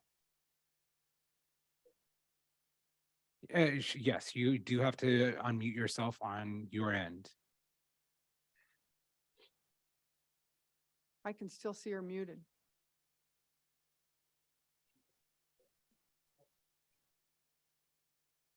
Michelle, are you there? You see, unmute yourself on your phone. Or device. Do you don't? Good point. Yeah. All right, we'll move on and hopefully. Okay. Michelle, I'm going to lower your hand now, and you could raise your hand again. Sir Bailey, I'm going to allow you to talk. Yes, Sir James Bailey, LA Youth Uprising. Let's not get caught up in the deceptive power language. Please reject probation's overarching strategies to expeditiously and methodically maintain youth under their care. We see what this causes: death. LA Board of Supervisors and the Board of Supervisors CEO level of commitment to probation and her overarching strategies, including using the sheriffs, is disgusting. It makes them complicit. And when you don't want to be a complicit body. At the last BOS meeting, Sheriff admitted that their goal was to meet requirements and avoid oversight. Probation folks creating nonprofits, CEOs voting, vetoing the people's voice. This is adding money to the madness. It's fuel to the fire that burns out trust in the good nature of humanity. State appropriation of people's languages without sincere action and intention is fuel to the fire that burns down trust. We see us free as children are free. We see us loved and safe as children are loved and safe. Part of Youth Justice Reimagined means reimagining space and time and value. We them that demand as well as designed every space as a healing space, every time as a healing time, and true healing value of every living being, meaning that every living being can be healed and be a healer. Probation calls out sick, and so we bring in the sheriffs. No, it's not about just not being complicit with this criminal culture, nor is it just about building benevolent behaviors in a few true blue. It's about equitable engagement for shared success. Heaven is witness to the work we do today. Reimagine. We creatives, shut down the halls, y'all. Okay, the next person will be Miguel Cesar. Can you hear me? Yes, I can. Okay, well, thank you. Good morning. My name is Miguel Casar. I'm a professor of education.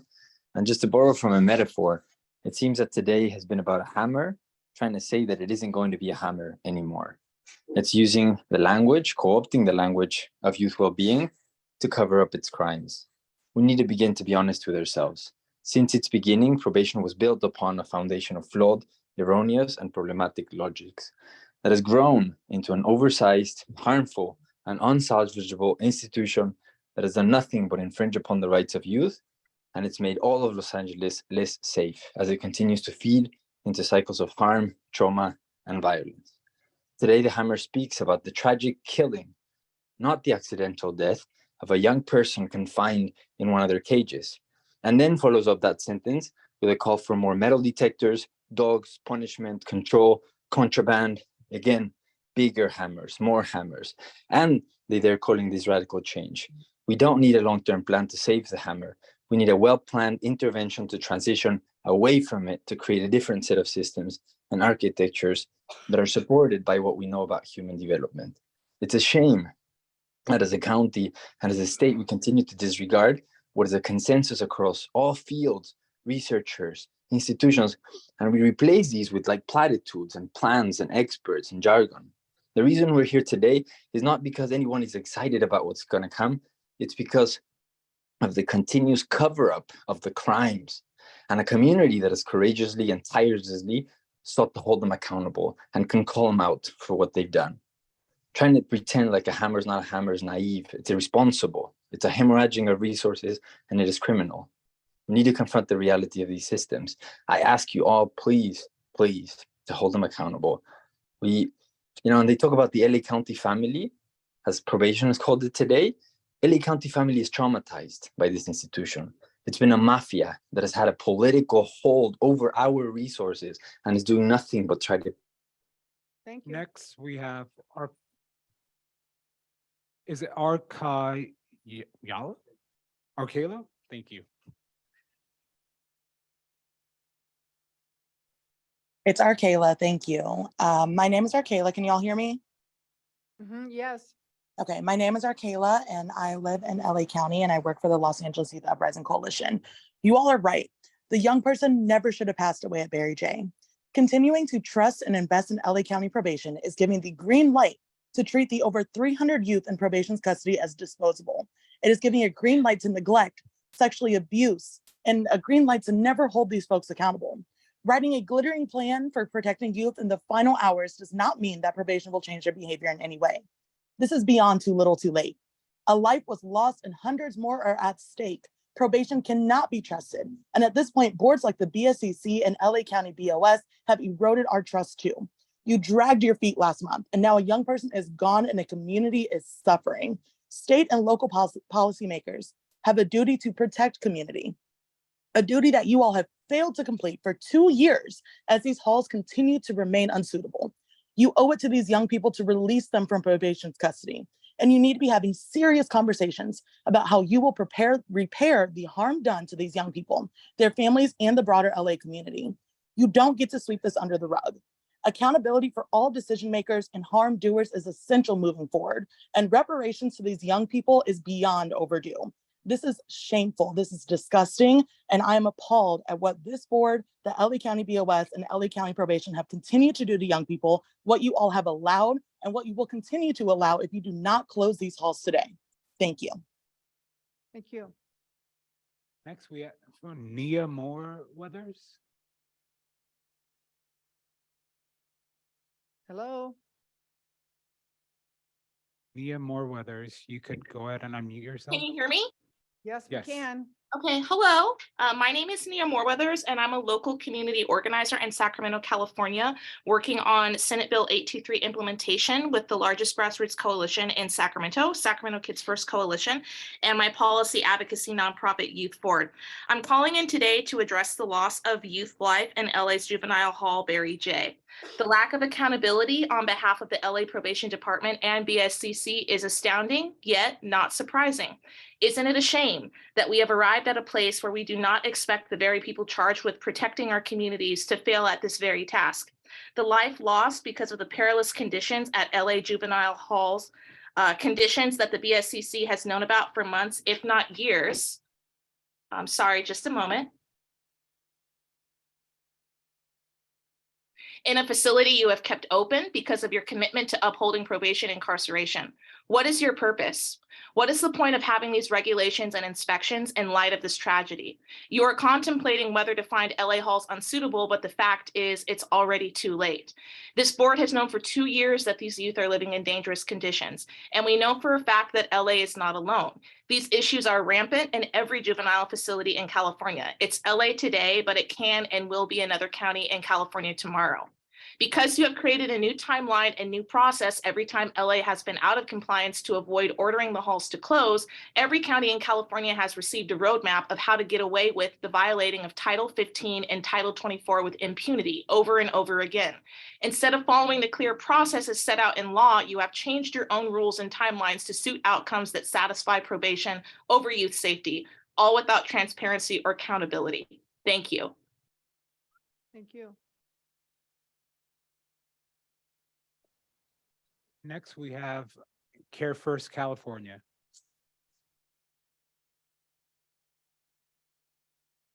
Hello?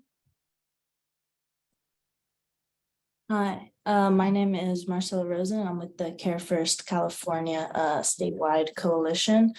I want to start off by saying that the board has already allowed for an extension on compliance, and now a youth has passed away.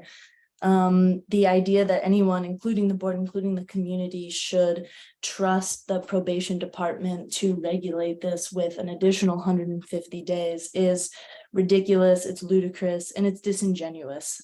Everyone here is complacent in the abuse of Los Angeles youth. It's not about 150 days, not about 60 days, it's not about January 2023. The board has known for over 2 years how dangerous these facilities are. But because the probation presenters talked so much about understaffing as part of the issue, I want to speak on that slightly too. The Board of Supervisors released a report on April 18th, Care First Jails Last, holding the probation department accountable. It outlined all the positions of LA County Probation Department vacancies. There was over 1,047 vacancies. The lowest salary for those positions was $55,000, but the average was closer to $100,000. So that means at bare minimum, at the lowest estimate, the probation department has over $57 million that are for positions that they're getting for positions that don't exist. And yet they have the audacity to come in this meeting after the death of a youth and say that they'll need 28 million more dollars to correct these things. This isn't about care about youth, it's about money, it's about the probation department continuing to grow. There is no amount of money that is going to make a jail for kids a safe and healthy place, a place they can grow, change, or heal. There's no amount.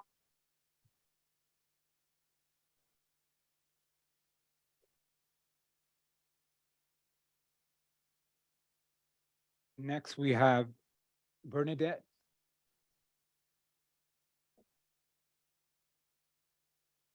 Hello, Hello. there you go. Good morning, members of the California Board of State and Community Corrections. My name is Bernadette Medina Galami, and I'm a senior social worker with the Children's Rights Project at Public Council and a member of the LA Youth Uprising Coalition. I'm here today to urge you to vote to close down LA County's juvenile halls due to their deplorable and, as seen recently, deadly conditions. Advocates have been highlighting for years that the minimum regulations LA violated are not minor. As we can see, safety checks are a matter of life and death, and unfortunately, the worst has now happened. And the longer you put your trust in LA probation, the more likely that it is tragedy will happen again. The lack of compliance with BSCC regulations is not simply the result of inadequate staffing or the building themselves. Rather, it's the result of cultural problems within the probation department that will absolutely not change. Extending any times that these halls are open will not only be an insult to the young people who've had to experience these horrifying conditions, but also shows that BSCC standards mean absolutely nothing, since facilities that do not meet them face no consequences. It is causing deep, irreparable harm to our young people, their families, and our communities. You must stop allowing the county to hurt, traumatize, and do wrong by our children. If this was a parent, a teacher, or a doctor depriving young people of their basic rights to safe living conditions and to non-abusive environments, this would not stand. Why do we continue to allow LA County to do this to our children? Thank you. Thank you.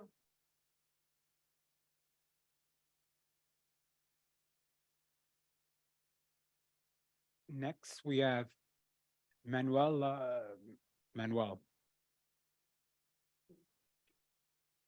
Hello, Manuel.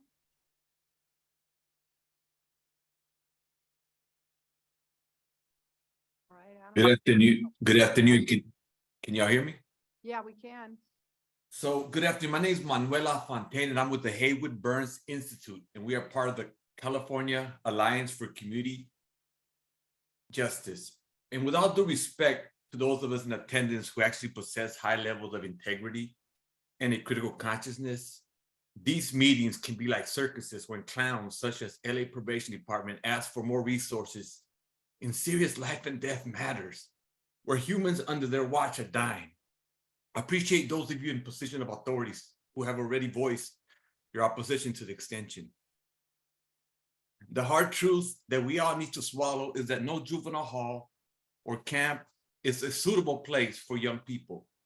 If any parent or caregiver treated their children the way LA County's probation department and departments across California treats young people in their custody, Child Protective Services would immediately snatch the children away and put them in a seemingly better place. I highly doubt that any of you would allow your own children to be held captive at Barry J or any county or state facility. But because these young people inside are from undesirable populations, mostly emanating from manufactured poverty, from poor neighborhoods filled with what is known as Black and brown youth, it's become acceptable for LA County to continue with a profitable circus of shifting who babysits them. The abuses detailed in LA County are everywhere, and even if BSCC finds LA unsuitable today, as many have shared today, it's too little, too late. The solution is partnering up with those of us who have survived these facilities, those of us who have had relatives inside, continue to have relatives inside, those of us who want to build sustainable public safety. And the healers, the answers are in the room today, listening through our PCs, through our laptops, who comprise part of CAYCJ. Thank you. Thank you. Okay. Next, we have Kamari.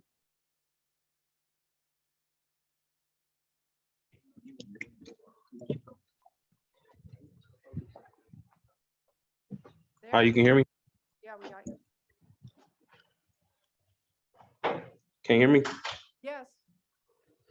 All right, good morning, Board of Committee. My name is Kamari Powell. I'm a youth advocate with the Anti-Recidivism Coalition. I would like to speak on these issues that are present today.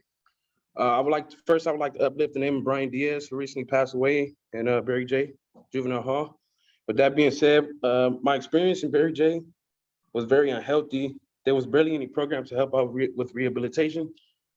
We would wake up at 8 o'clock in the morning and sit around in the day room and just with just a TV and an Xbox. There was no way for us to go to school and have recreational activities due to the lack of staff.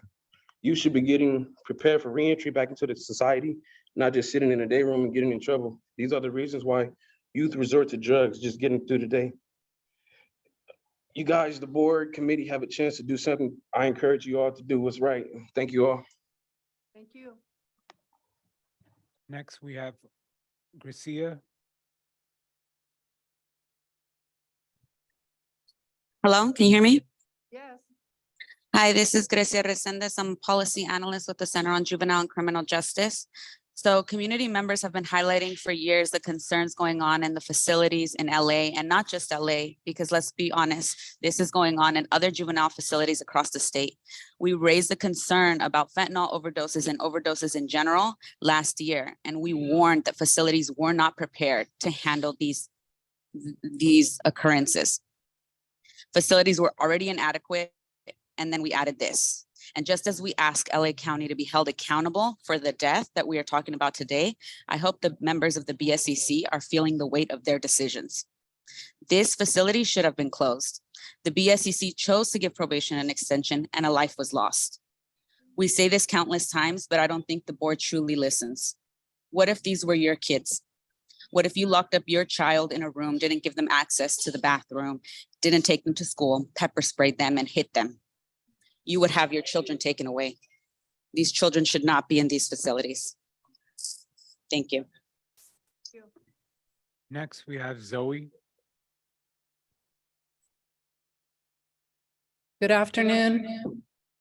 Zoe Rawson with Arts for Healing and Justice and LA Youth Uprising Coalition, youth mentor, youth justice.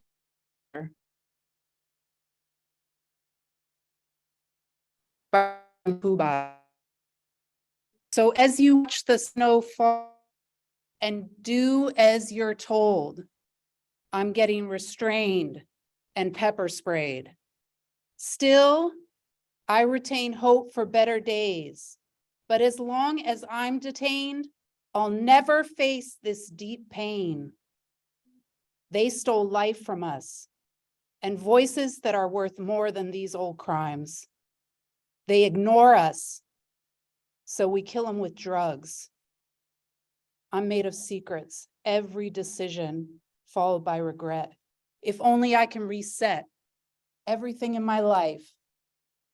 Now that I'm far away, I've got a different look. Now that I spend my days just me and a book.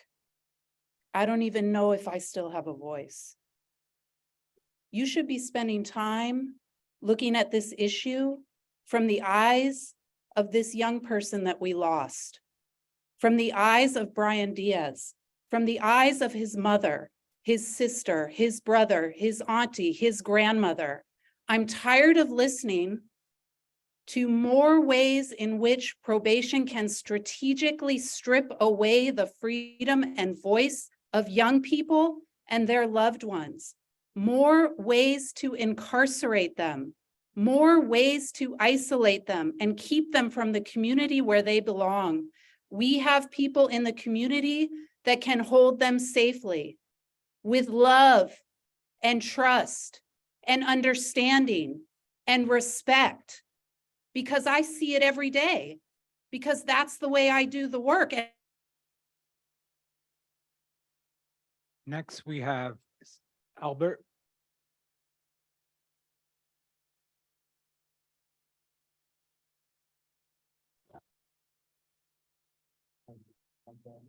Are you there, Albert? Yes, I'm here. There you go. Hi, my name is Albert Peñuelas. I am with the Anti-Recidivism Coalition. And I just want to say that we should definitely be spending our money more on education.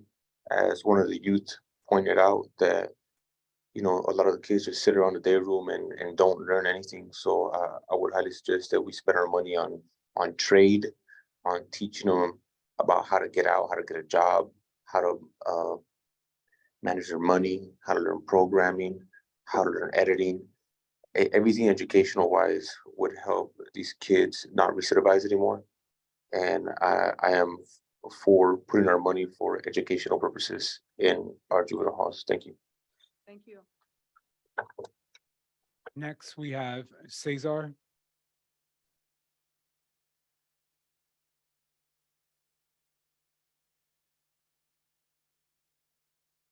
Are you there, Cesar?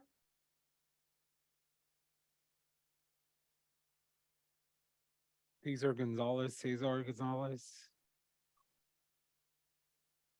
Okay. And we'll move on to Kent.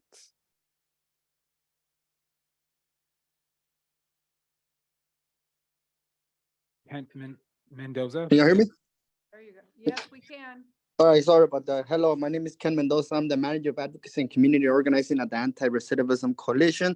Rest in peace to Brian Diaz. In your name, we do this work. Thank you for having me here today. I'm here to speak on this issue because at ARC, our staff and members have directly experienced and lived in these facilities that we are talking about today. We can attest that the current programming culture and conditions have not changed since they were all in these exact same facilities in 2004, 2008, 2012, and today in 2023. It's sad that generations of young people are experiencing the same conditions and disinvestments in facilities that continue to fail, hurt, and even kill our youth. I urge this committee to use its powers to push LA County to move youth out of Barry J. United Juvenile Hall and into Kilpatrick. Kilpatrick is the safest place for young people right now. We don't need no more tragedies. We need young people to be helped and supported.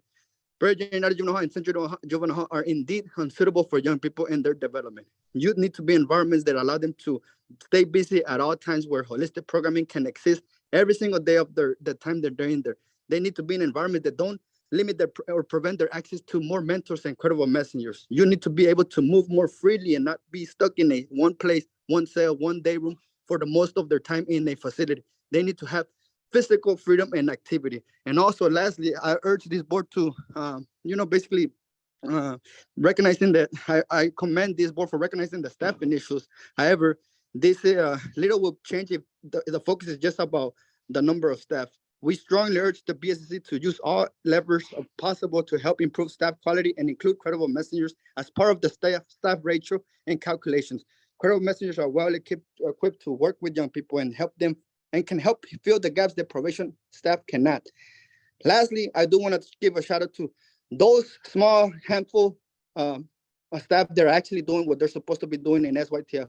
I know there's some staff that are doing a lot to what they can to support young people in a department. Next, we have PMA. Can you hear me? Yes. Hi, good morning. With all due respect, by not granting probation 150 days, this will be a decision that may haunt BSCC's board for decades to come.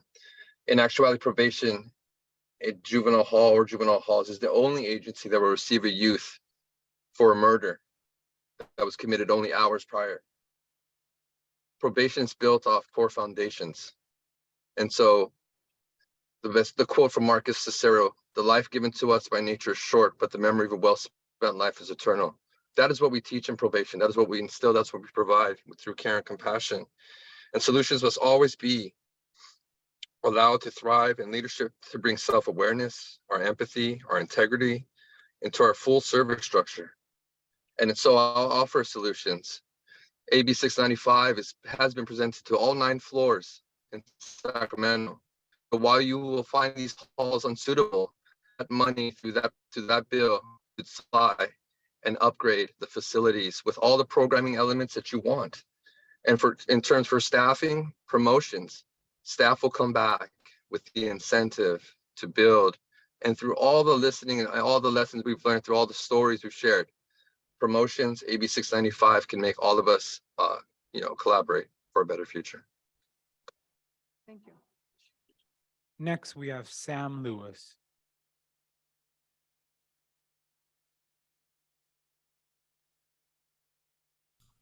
Sam, are you there? Yes, I'm here. Can you hear me? Yes. Good morning and thank you. I'll start at the bottom of my statement to begin with.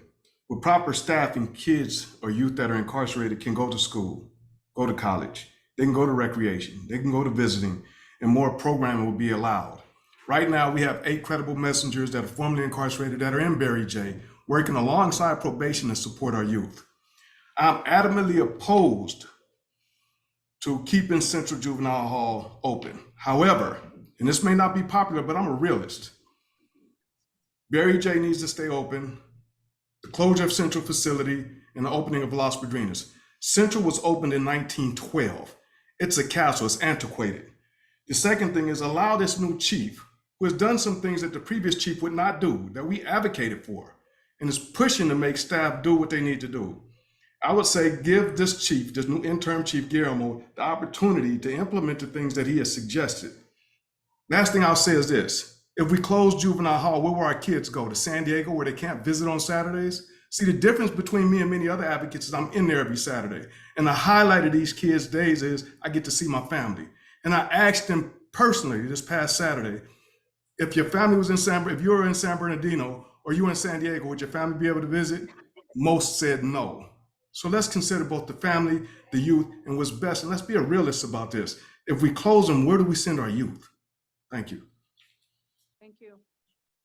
Next, we have Carlos Hernandez.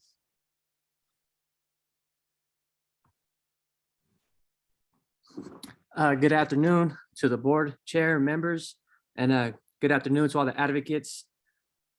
I'd like to take a moment. We'll step back real quick. My name is Carlos Hernandez. I'm a justice policy intern with MIRPA. I'd like to take a moment to uplift and say the name of the young man who lost his life behind the walls of juvenile hall, Brian Diaz. LA County probation have refused to say his name today, just as it refused to get their juvenile halls up to compliance. They asked for more time, but Brian Diaz has no more time left. They asked what they failed to give. If my child died of an overdose, the bills that law enforcement wishes to see enacted would have me incarcerated. Yet they asked for more time. They've answered this tragedy with more policing, deceptive dialogue of practices that they refuse to take action on the last 2 years, which are good. We ask our youth to take accountability for the decision makings to resolve their issues at the root, but yet where's their self-accountability? Where's the accountability of LA County, probation, and this BSCC board to make the decisions to resolve the conditions that this board has said today they have been long uncomfortable with? Your own staff told you the juvenile hall conditions. Youth advocates have been making you aware of the problem in LA County and its dangerous violations. Yet your lack of action has contributed to this madness. Make decisions, be the example that you want our youth to see. Be brave and act when the time comes. If you feel uncomfortable, like some of you have said, you're entrusted to make those hard decisions. The board has the power to close Barry Jane Central Juvenile Hall, and I encourage you to make that decision today. Thank you. Thank you. Next, we have Elias.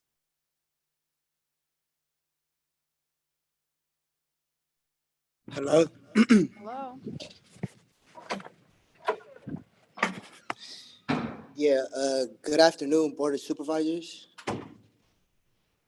I am Elias, member of the Anti-Recidivism Coalition. I've been released from DJJ 2 months ago from doing 2 years in Silmar Juvenile Hall and 2 years in DJJ while being in Silmar Juvenile Hall. Before anything, rest in paradise to Brian and praise to the family and mother of Brian. While being incarcerated, school was very important for me. It helped me stay focused and earn my associate's degree, but that was back in 2019. But now times have changed and it's very complicated for probation to take these youth to school. Either than school, probation does not provide no other programs for the youth. I remember waking up at 6 in the morning and only having one small TV in the day room till 8 p.m. and not having no resources for treatment, skills, and growth while being inside caged up in Silmar Juvenile Hall. Experiencing these bad times with only school keeping me focused and not knowing that school there isn't even an option in these places is very sad for probation to run these facilities with no resources for the next pillars of our community, which is the youth that pass through these facilities. Going through these tough times is very serious.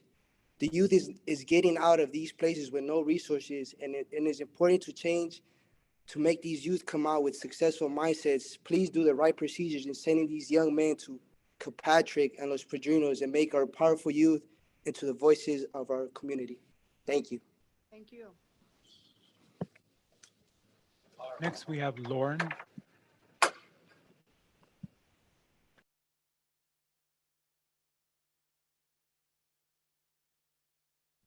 Hello, Lauren? Hi, I took a moment to unmute. Thank That's you. okay. All right. My name is Lauren Walchuk. I live in Los Angeles County and I'm a volunteer with Bend the Arc advocacy organization and also a family physician with experience working with incarcerated populations in the Los Angeles County jail system at Men's Central, Twin Towers, and CRDF, the Century Regional Detention Facility. I'd like to comment on the blatantly apparent unsuitability of Barry J and Central for housing, protecting, let alone rehabilitating our struggling youth. We read reports of incarcerated youth being denied programming, education, and even basic safety and access to healthcare, which, as we know, has led to loss of life in recent days and loss of potential in countless others. We have got to close these facilities, and I urge the BSCC to act on this. Thank you. Thank you. Next, we have Yasmin again. I'm calling you back. Are you there, Yasmin? Hello, can you hear me? Yes, yes. Apologies, I was having difficulties unmuting earlier, so thank you for circling back. Good afternoon. My name is Yasmin Amani McMorrin. I currently serve as the Director of Education Equity with the Children's Defense Fund California. Thank you again for the opportunity to speak. I am lifting up the memory of a young person and their family who was unfortunately lost. And I'm just urging the board today to please, please, please invest in systems of care. The solution is not more carceral systems. The solution is not additional staffing. The issue is not improving facilities or paints or, we must center the needs of our young people.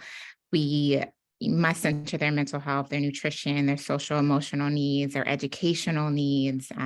These are human beings, they're our children, and we must care for them. So I'm just asking today that you all find these halls and camps unsuitable, and please divert these resources into care, lean into a possibility and imagining a system that is bigger, that is rooted in love and care and the resources that our young people need to meet this moment, to meet their needs. And I know it's difficult to kind of think beyond, but I know that you all can do it. And please, please, find these halls unsuitable, support care, and thank you again for the opportunity to speak this afternoon. Thank you. Next, we have Aditi.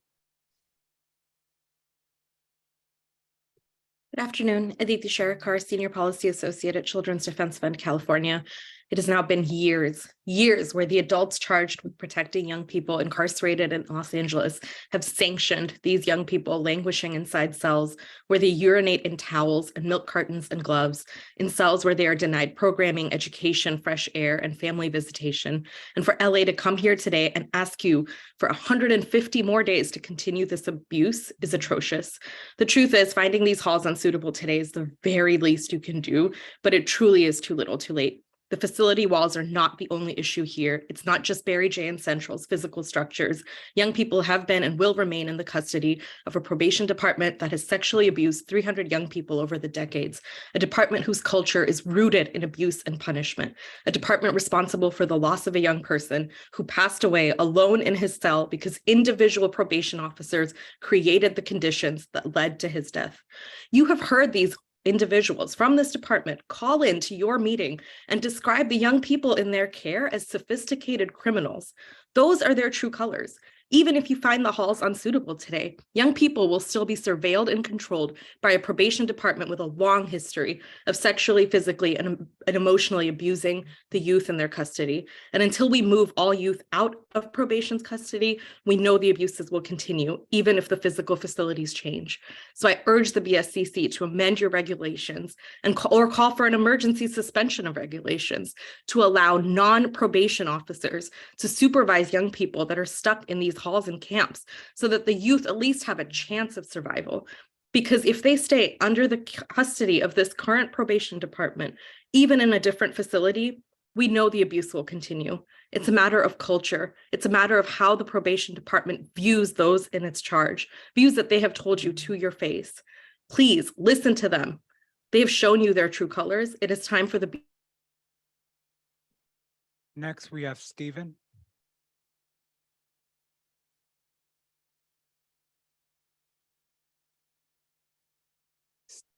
Stephen. Hello, can you hear me? Yes. Hello, my name is Steve Saavedra. I'm an advocate for Anti-Racism Coalition. I recently was just released 2 months ago at Barry J Compound Unit Y, which was SYTF unit, because I became from DJJ. And honestly, throughout my time right there for those couple months, I was just on a daily basis stepping out, like trying to like, oh, who's trying to get high? Why? Because we're bored. There's nothing going on. You guys had no activities for us, nothing. So many promises were given to us, but nothing was going on. Like, what you think? Like, have you ever, those who are sitting in that chair right there in the board meeting, have you ever went into the day room and see what it's like? Those guys just sit there all day staring at the window. I used to do that on a daily basis. Frustrated, man, nothing going on. I used to describe like, why don't you guys give us programs, traits? Because we go in as young teens and come out as young adults. And throughout those years, I come out, I don't know how to build a resume. I don't know how to do a job, nothing, because nothing was given to us or teaching us. I felt like I was preparing myself for prison, not like preparing myself for the life that I'm on reentry level type stuff, like the stuff I'm gonna do when I get out. Like, basically, what, like, have you ever asked the youth in there what you guys want or need? Like, take that time, because you guys make decisions for them, but have you really asked them what they need or want? I know you guys make the right call that you say, but at least place them in a healthy living environment. So yeah, thank you. Thank you. Next, we have Daniel.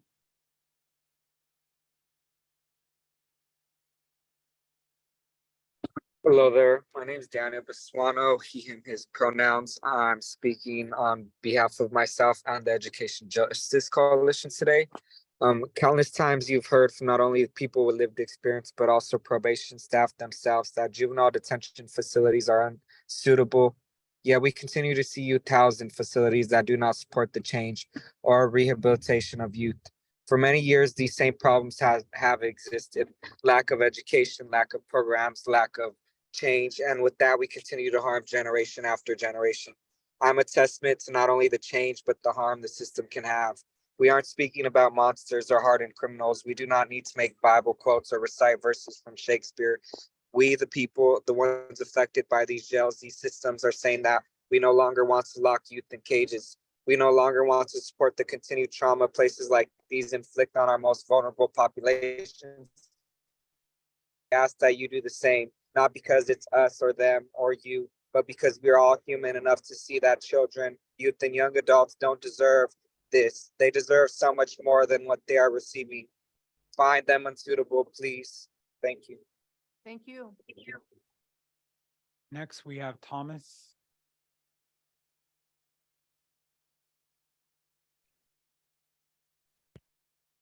Hello? Hello. Yes, can you hear me? Yes. All right, thank you. My name is Thomas Bell. I'm with the probation department. I'm a DPO 1. I just want to ask that you accept the county's proposal and give 150 days extra. One thing about us is we continuously go through chiefs. The last meeting you guys had, we had a different chief.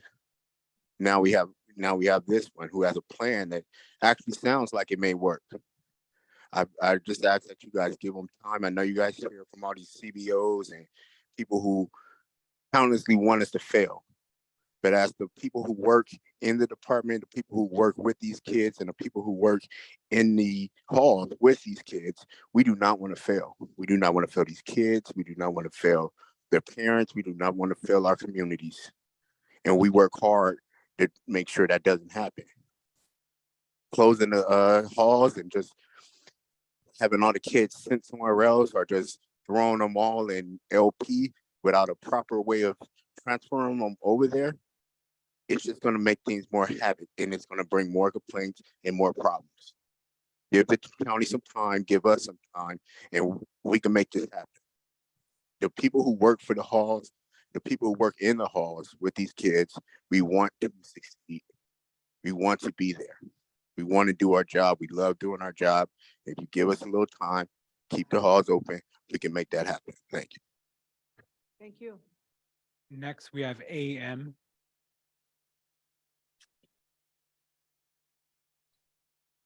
Hello.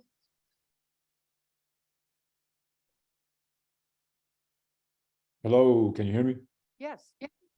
All right. Peace to the people who truly love our youth, and for those who have ill intentions, you have been exposed. If we look back into the history of probation, we see that it started off as a community endeavor via an individual named John Augustus, who paid out of his own pocket to bail youth out of the confinement and teach them the trade that he knew, to be a bootmaker and allow them to continue to stay free. However, today probation is a law enforcement agency that made the pivot and decision long ago, and they need to sit with the collateral consequences of that decision. They've lost their way decades ago, and hundreds of youth have been harmed or died in their custody as a result. So to hell with that phony plan that we all just wasted time listening to. Probation begged to essentially keep harming youth. There is already a plan in action, and we need to follow it. The Youth Justice Reimagined vision that places care back into a community-centered vision. That is the plan that should be focused on, that also works towards an authentic modality to address all things that probation could not figure out themselves, and which necessitated the spending of more money on an outside consultant for how to address this grave situation, which may get even worse as probation has been put on notice. This board should also continue to keep their eyes on probation so that no more youth do not suffer, die, or become harmed as a result of the hammer coming down today. Next, I have Tommy.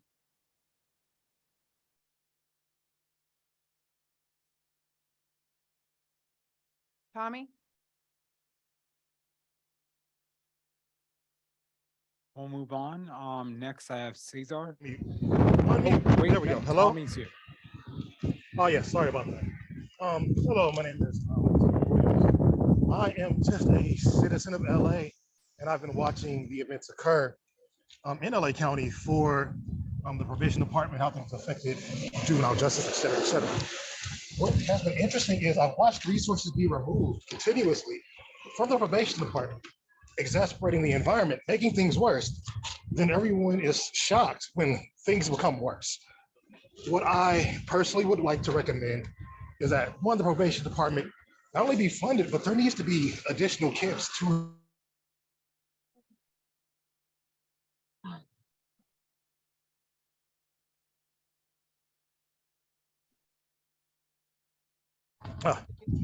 hello? Yeah. Hello. We're having a hard time, so Oh, you my must be apologies. Let me somewhere try where to it's get to a very place noisy and a bad connection. Oh, okay. Can you hear me now? Yes. Yes, you have a minute and 30 seconds left, so go ahead. Okay. What I recommend is that probation, one, be given time to keep this facility going. But on top of that, please give them more funds to handle the influx of juvenile offenders. Things have gotten worse due to their lack of resources. They need more.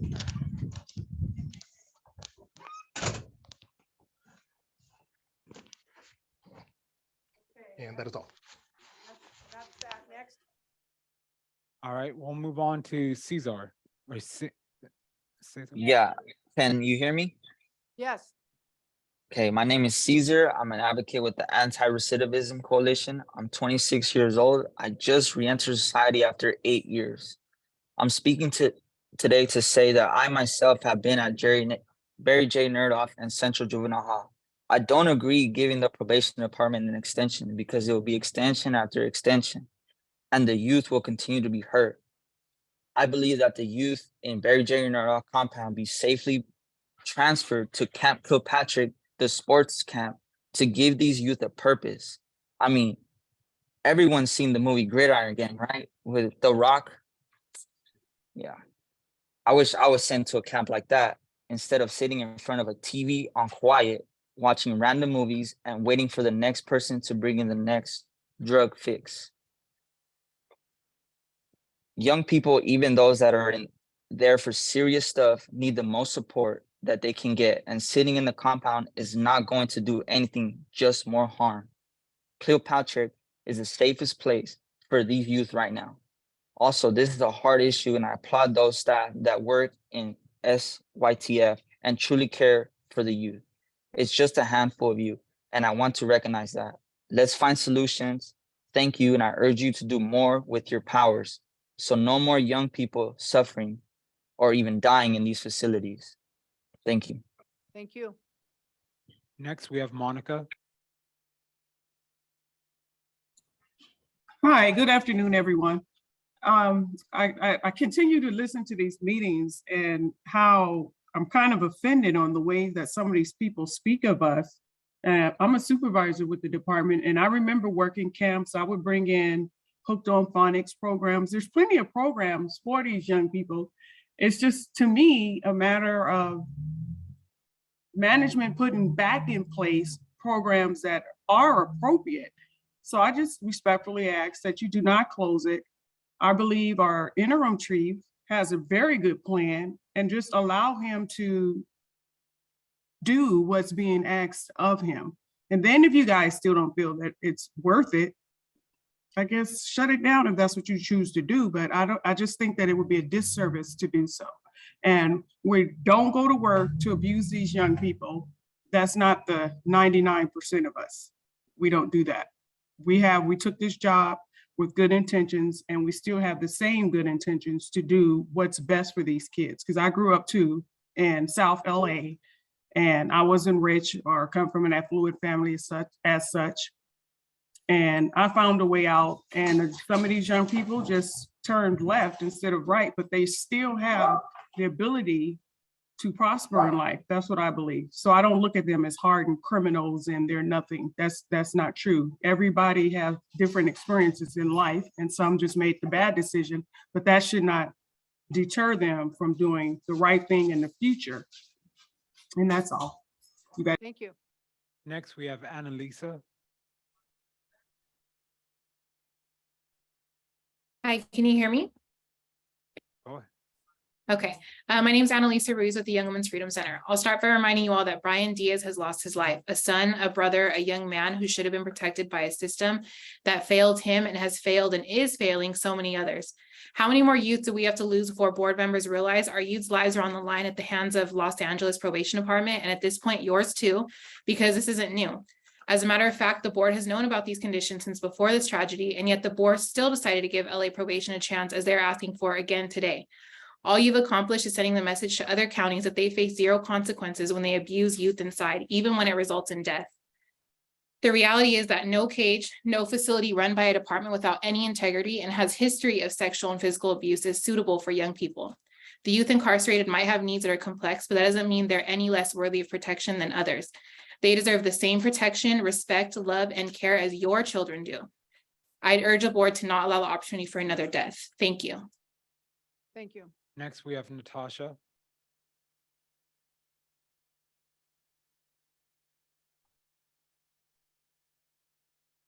Hi, good afternoon. My name is Natasha Kamashta, and I'm with the LA County Public Defender's Office.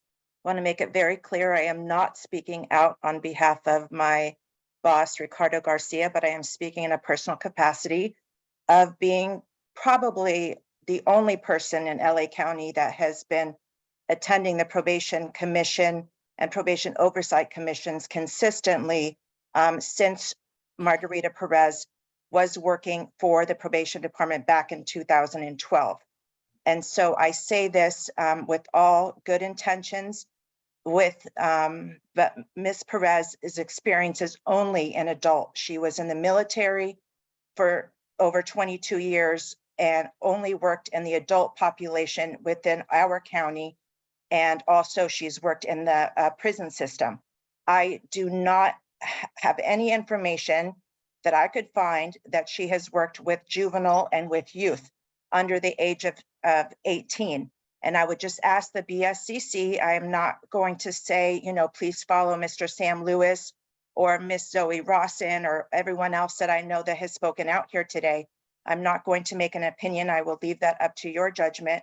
But whatever you do, to please monitor the ways in which probation is operating and to ensure all management is well informed on adolescent brain development, on trauma, on over 50% of the youth have special education needs. These supervisors and executive managers that are within probation need to know all of the information before they can start making decisions on how to monitor and to movement. There are many probation officers that are absolutely wonderful. I would ask the BSCC to intercede with probation and how it transfers people in and out of the juvenile division. That is something that the Board of Supervisors in LA County can also do. And we Next, we have phone number ending in 44618.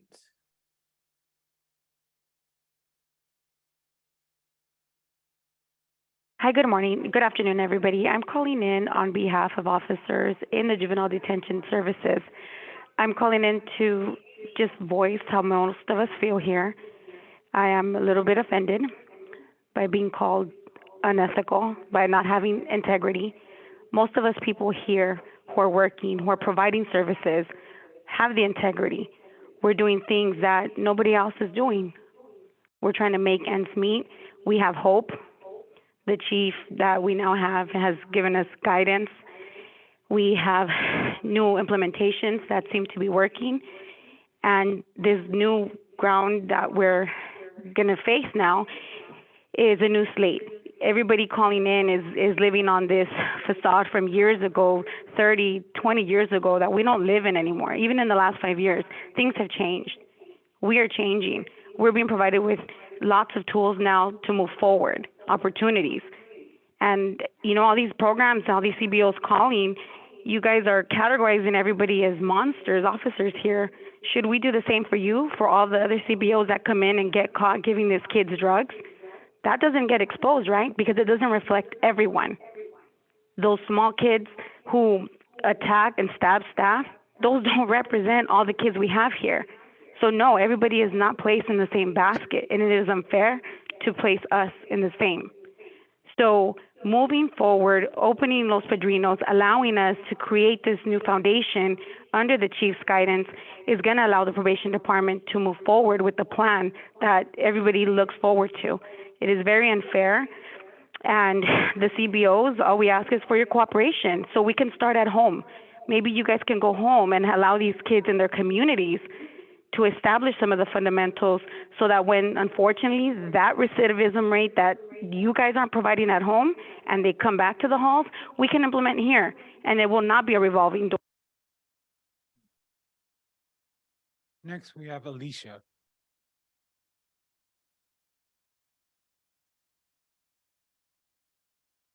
Alicia.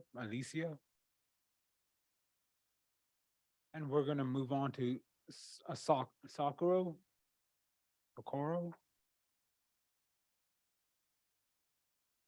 Yes, it's Socorro Farias. Thank you.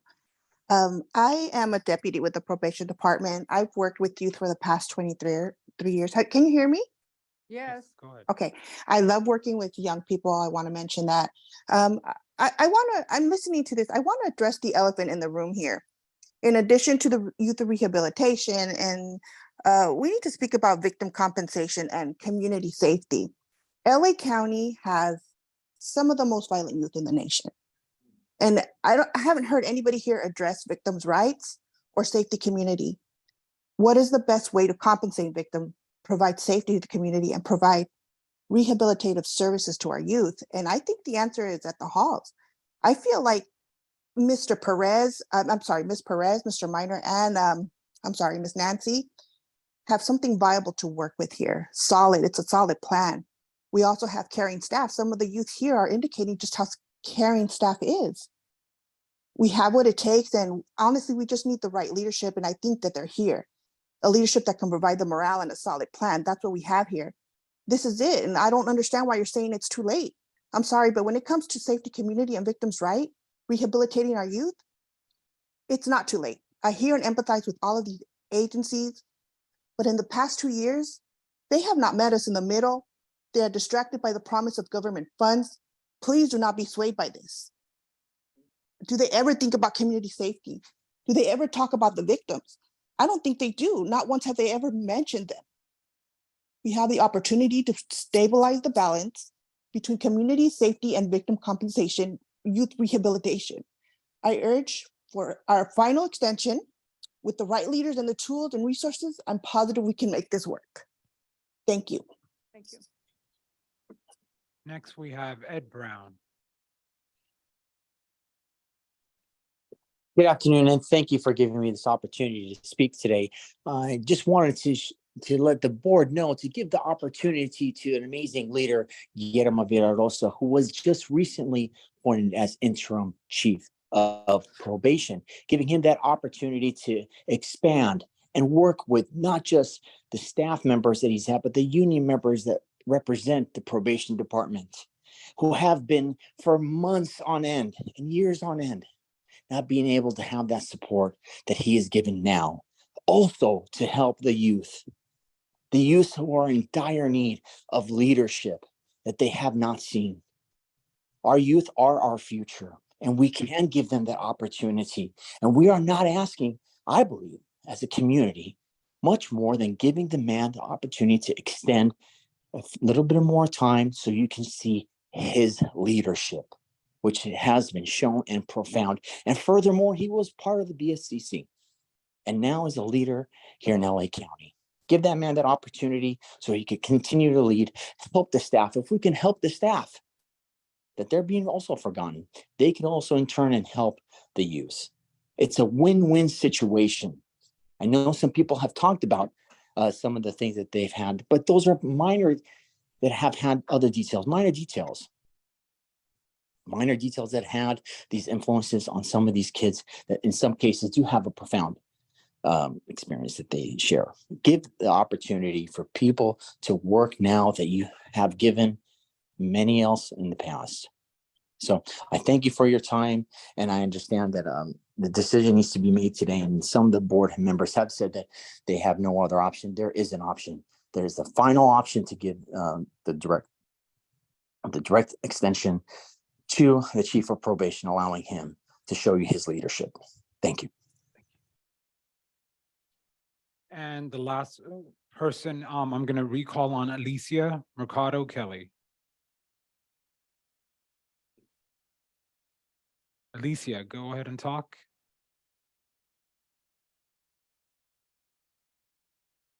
All right, that's it for Zoom, and we have 13 members in the room.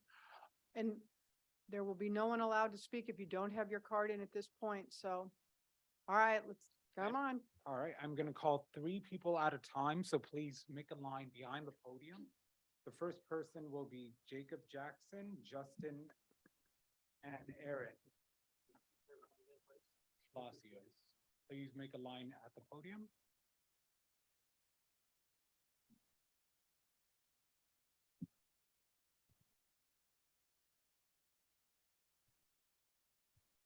Good afternoon. How y'all doing? My name is Jacob Jackson. I'm with the Youth Justice Coalition and the LA Youth Rising Coalition as well. So I came here to urge you not to support giving probation more time to not be in compliance, as it's been stated by Erto, a couple of other folks from my coalition and organization. Definitely. I am a realist too, and these cages don't make us safer. They don't build human character.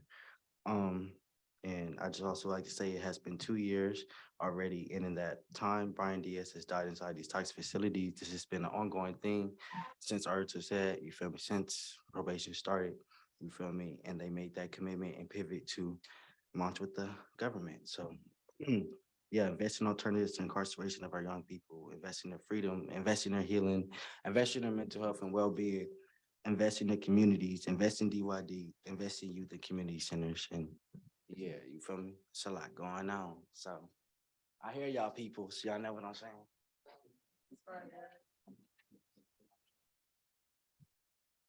Hi, I'm Erin Palacios with the Youth Law Center.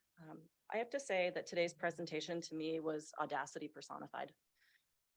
Los Angeles has appeared before you today to dazzle with a shiny new set of plans that they only got around to making in the last 30 days. And they're asking for more time, which is audacious. I can't help but wonder how many of these departments' members wrote in a young person's recommendation to the court that they should be detained securely because they had made too little progress in that time. But still here they sit asking for more time and for an expedited process at the same time. That request for more time is really a request that this board ignore its legal duties. The law gives the county 60 days to come up with a plan, get it approved, and 90 days to bring the facilities into compliance. Today is 130. And that is assuming that the notice was timely, which it was not. There is no approved plan today. There is no plan that could be approved today. An expedited inspection would be nice. The board should do all it can to assist, but it should cut no corners in law or regulation, and we will be watching as Los Angeles attempts to open a facility that itself was shuttered in the wake of abuse. The board today does not have the power or discretion to avoid the law. It's not this board's job to assist probation departments. It is this board's job to ensure that the minimum standards of these facilities are met. The question before the board today, I think, after reviewing about 10 years of records on these Los Angeles facilities, which I've had the unfortunate experience to do recently, and 2 years of this board's records with regard to these facilities and this board's failures with regard to these facilities, is whether the board will actually provide meaningful oversight, whether it will do its job, whether it will be able to hear from the young people who are trapped in that facility today. Thank you. The next three people I'm gonna call up is Melinda. Wait, Justin, was that you? I'm Justin. Okay, go ahead, Justin. Okay.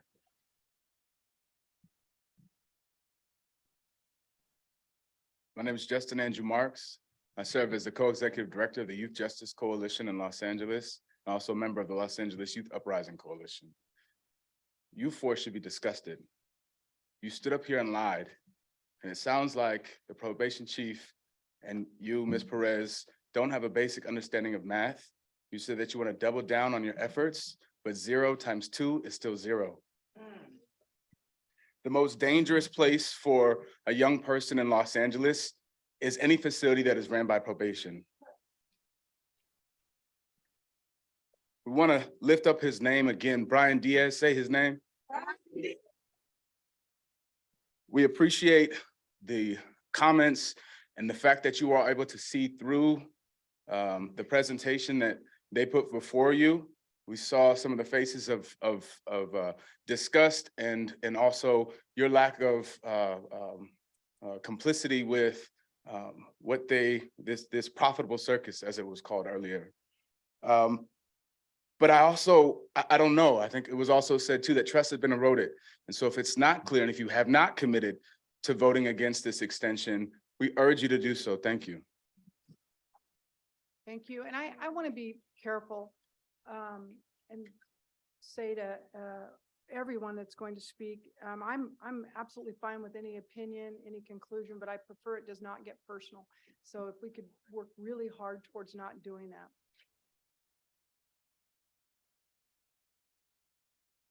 I'm going to call up the next three. That would be Melinda, Jade, and I apologize for this. I can't pronounce your first name. Your last name is Shakur? All right.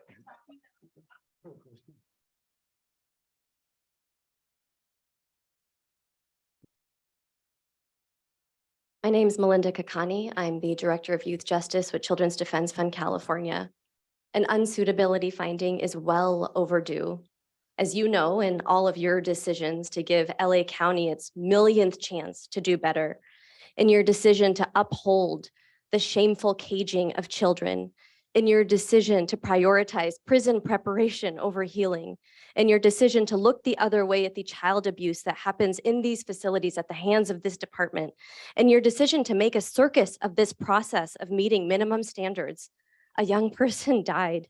And his death is a direct result of the unsuitability of these institutions. His death is the direct result of this probation department's complete inability to meaningfully care for our young people because they are rooted in the control and exploitation of our children. This isn't just a staffing issue. This isn't a consultant issue. This isn't a timing issue. This is a culture issue. This is a foundational issue. And for Ms. Perez to call Barry J. and Central Juvenile Hall not ideal environments, there is no greater understatement. These facilities are a nightmare, with young folks unable to be in a classroom, unable to breathe fresh air, unable to access toilets, unable to access their families for months on end. That LA would come here for asking for 150 days to get it right is nothing more than shameful. The biggest danger to these young people, and quite literally their lives, is being inside these facilities, and these folks are asking for even more time to keep them there. We talk about chaos and confusion. There is nothing more chaotic and confusing than these facilities and the picture painted by Ms. Ganter. Let's stop with the political theater. It hasn't gotten anywhere good in the past. Let's call these facilities what they are, unsuitable, and finally create something that resembles accountability for a department that has prioritized politics over the lives of our young people. Thank you.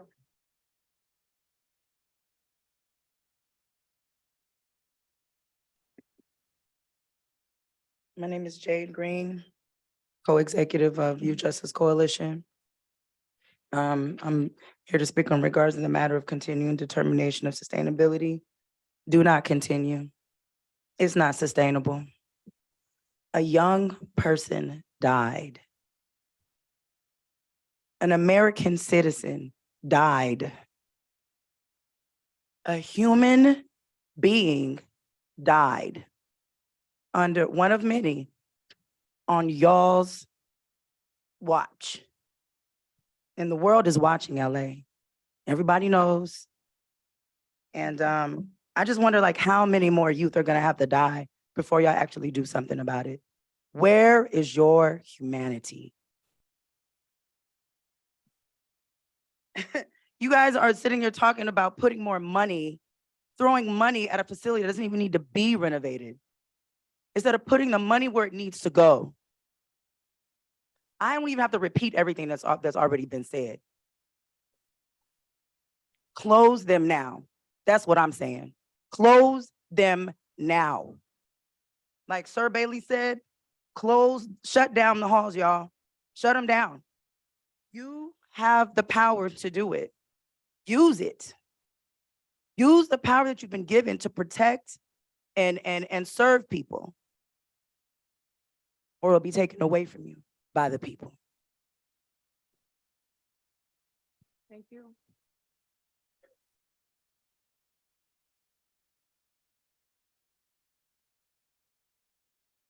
My name is Tarida Shakur. I'm an organizer with Youth Justice Coalition. I cannot believe 3 board members are choosing to recuse yourselves. I wish I could recuse myself from this issue, but a child has died. That child could have easily been my brother, my nephew, a student. Kids are seeking extreme measures inside to numb themselves against the barbaric conditions inside camps, like having to urinate on themselves, among other myriad forms of abuse. Los Angeles already has a youth development department up and running in LA. The Department of Youth Development was created to support youth, young people's development. Let Brian's death be a thing of the past and not a roadmap to the future where young people keep dying. Do the right thing, shut it down. Also, I need to add, I'm someone that was placed in foster care. My mom had me and my 3 siblings taken away from a simple whisper of neglect. Probation gets to beat kids up on camera and allow kids to pee on themselves. Don't shut down not one camp, shut down all of them. You are all out of compliance for continuing this abuse. Thank you. Next, we have, please come to the podium, Chris, Israel, Tommy.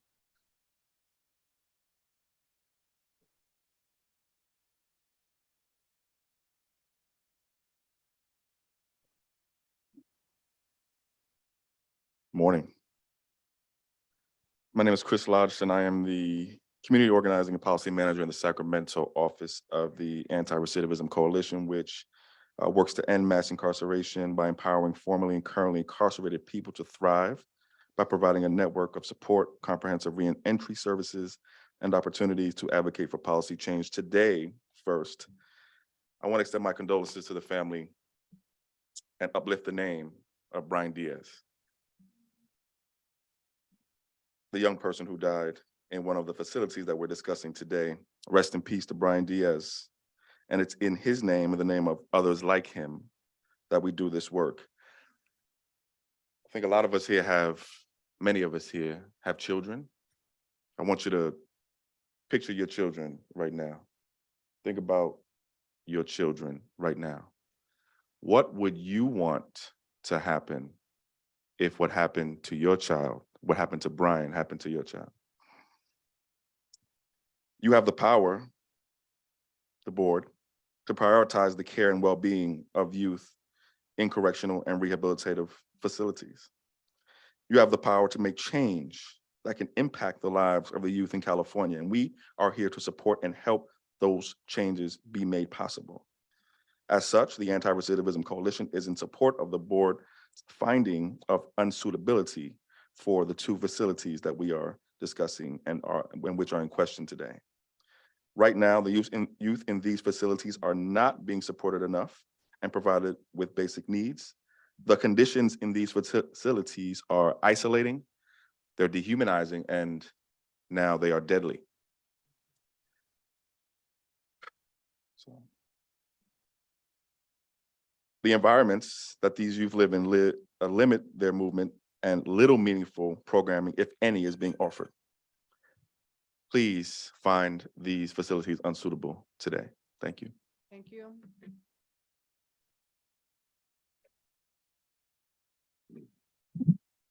Good afternoon. Buenas tardes. My name is Israel Villa. I use he, him, and his with the California Alliance for Youth and Community Justice.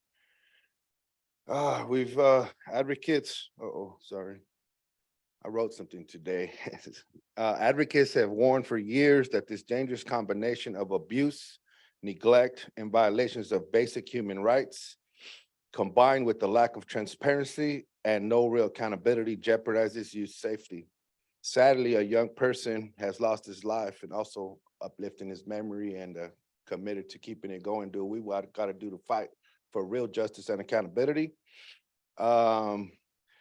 You know, LA probation. Okay, this is again. You know, I do believe, and we know this could have and should have been avoided. It's too late. But what I'm asking y'all now, what are we going to do to avoid further tragedies, not just in LA, but across the board? Also, again, an invitation to our administration, Mr. Governor Newsom, his leadership, you know, Department of Justice, legislators, an invitation to insert themselves, because this is not just Los Angeles, this is county, numerous counties, numerous concerns, numerous themes, such as absent staff, which leads to lack of programming, visiting, education, and probably assaults. Because that's what frustration, and that's what these conditions breed. I know it. Lack of programming, life-threatening drug overdoses. Again, this is not just Los Angeles, and we are in crisis across the state where juvenile justice is concerned. And it's probation. It's the system in its entirety. It's its approach. Historically, currently, it's the same. Minimum standards remain very much the same from when I was a kid. Decades ago, it's very much the same until we started fighting and changing it. But it's the approach, and it's time to shift. And I want to invite again the legislators and those who have more authority than here, because it's not happening here, to actualize the vision and the intent of SB 823, health-based approach, because this is not healthy. Thank you.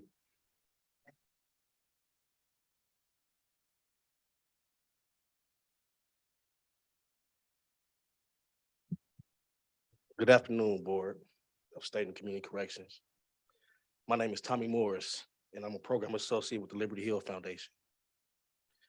Today, we and I stand in solidarity with our community partners in asking that you use your authority in shutting down both Barry J. Nordhoff and Central Juvenile Halls. As someone who spent nearly 2 years living inside the compound or the dungeon or the hellhole, whatever you want to call it, I can attest to the lack of programming, the lack of education, the inability to use the restrooms, the toxic culture created by probation over decades of mismanagement, and the fact that we just lost Brian 2 weeks ago. All this proves that these facilities are not aligned with a Care First vision, nor suitable as a housing option for our youth in Los Angeles County. Youth development is not a priority for probation, nor is the physical safety of our young people. Time and time again, probation has been given the chance to right the ship, and time again, a Band-Aid is being put on a crisis that needs your direct attention, care, and support. Reopening closed youth prisons that have a history of putting young people at risk is clearly not the answer either. Please release all youth who are eligible for release and look at programs such as the Ready to Rise public-private partnership for alternatives that center healing, accountability, and renewal. Please do not continue to sit by while our most vulnerable population, our youth, lives are at stake. And while probation continues to rack up lawsuits and spend taxpaying dollars to settle those lawsuits, invest in our youth and free our future. And I just want to leave a couple of words: accountability, and don't leave our SYTF youth to suffer at the same hands that you are condemning today. Thank you.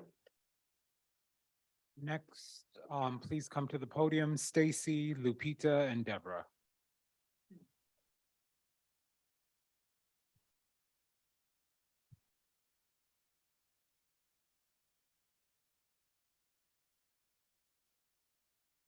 Hello, my name is Stacy Uraguchi, and I am the Program Manager for Youth and Transformative Justice at the Liberty Hill Foundation. Today, I stand in solidarity with our community partners to urge the Board of State and Community Corrections to use its power to shut down Barry J. Nydorf and Central Juvenile Hall. Time and time again, these facilities have been exposed as dangerous, abusive, and as little as 2 weeks ago, fatal for the youth who have been placed in their care. As the program manager for the Ready to Rise public-private partnership, I have witnessed how a broad network of community-based, neighborhood-based youth development programs can protect youth and communities in ways that these facilities have historically failed to do and can't do, no matter what changes they may promise to make. Juvenile halls are created to punish youth. Youth development programs are created to provide care that will lead to long-lasting positive changes for youth, their families, and their communities. Over the last 3 years, Ready to Rise has served over 25,000 youth in LA County. For a fraction of what it costs to to open, run, and continuously upgrade youth jails. In fact, those 25,000 youth were provided with mentorship, leadership development, mental health and health services, and arts and civic engagement for less money than it costs and less money than the probation department is willing to spend on updating out-of-date, broken, and ineffective harmful youth prisons in LA. Please release all youth eligible for release and look to models like Ready to Rise and the real Youth Justice Reimagined to care for our young people. In particular, girls and gender expansive youth could be released tomorrow, but they sit in the facilities that are known to be least safe and ground zero for their sexual, physical, and emotional abuse. LA County has stated— I'm gonna have to ask you to. Okay. find it. Okay, LA County has stated to commit to care first. Please hold them accountable to that. Thank you. Thank you.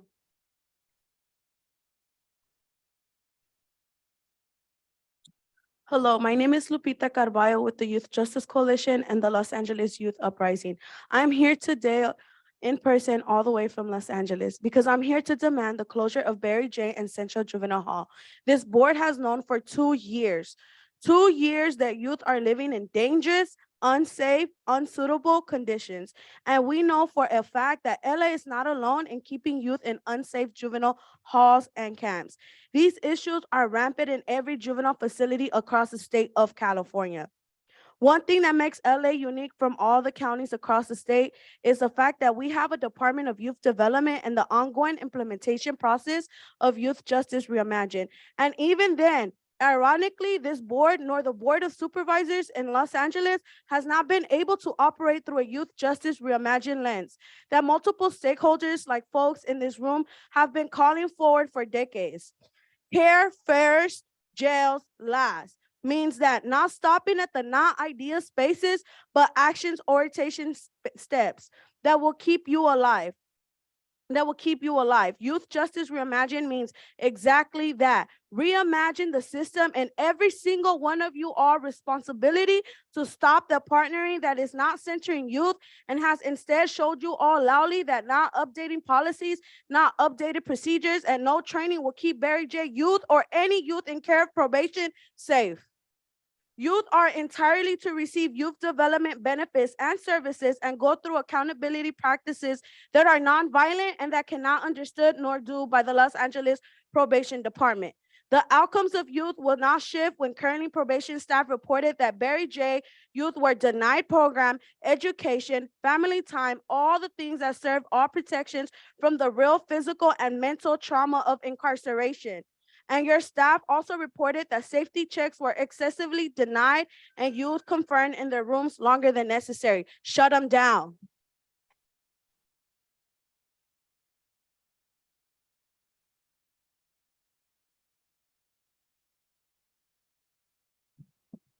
Good afternoon. My name is Deborah Lewis, and I came here from the Bay Area. I'm a youth advocate. I'm also part of the California Alliance for Youth and Community Justice, and also I'm a former probation officer. And I'm here because we can't forget that 2 weeks ago, Brian Diaz, a youth who had just turned 18, died locked up in a cage alone. And the worst part is his death was unnecessary and preventable. I'm here because there are other youth subject to the exact same conditions who are begging for help, who don't feel safe, who are counting on you to find LA unsuitable, even if it will be disruptive, cause an uproar, a chain of events, but at least it won't be doing the same thing and expecting different results. Drastic times call for drastic measures. Giving probation another chance and more time to get it right won't do it. We need a system overhaul, not a quick fix. I'm here for the youth in LA and for the youth across the state and the youth across the nation. It is our duty to guide and protect them, not further harm and kill them. For the love of God, do the right thing and shut it down.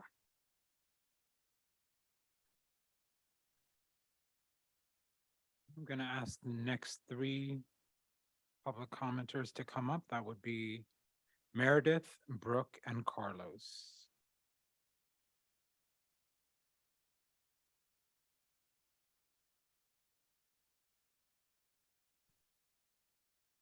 Good afternoon. My name is Meredith Desatel. I am a directing attorney with the Youth Law Center. Board members, we need you to hear an uncomfortable truth. You have broken the law. You have failed to find these abusive facilities unsuitable, as the law required you to do, and you have left young people to suffer in these facilities long after your legal duty obligated you to shut them down.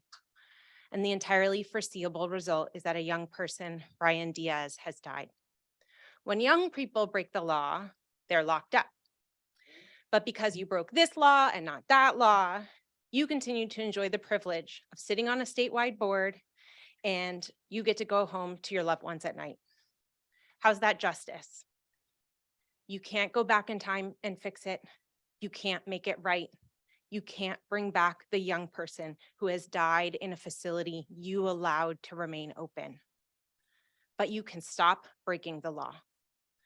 You can stop the violence of your inaction.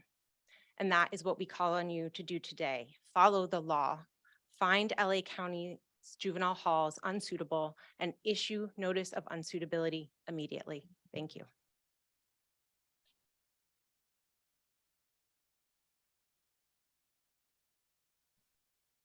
Good afternoon. My name is Brooke Harris. I'm the Executive Director of the Pacific Juvenile Defender Center, and I'm a lawyer who had the privilege of representing young people in Los Angeles County.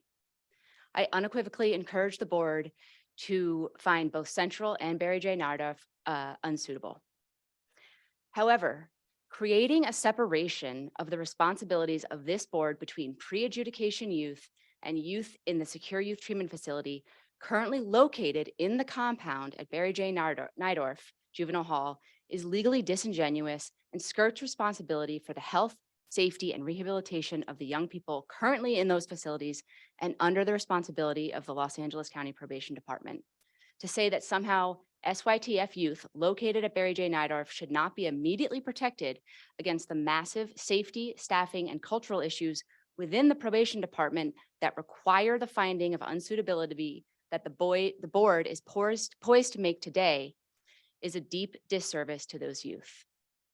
Understanding that the board is only prepared to make a finding of unsuitability with respect to pre-adjudication youth, I nonetheless urge the board to develop a plan and a proposal for the youth currently in the SYTF in Los Angeles if the governor's trailer bill proposal is passed. The board should not wait until passage to address the dire needs of youth in SYTFs in Los Angeles County. Thank you.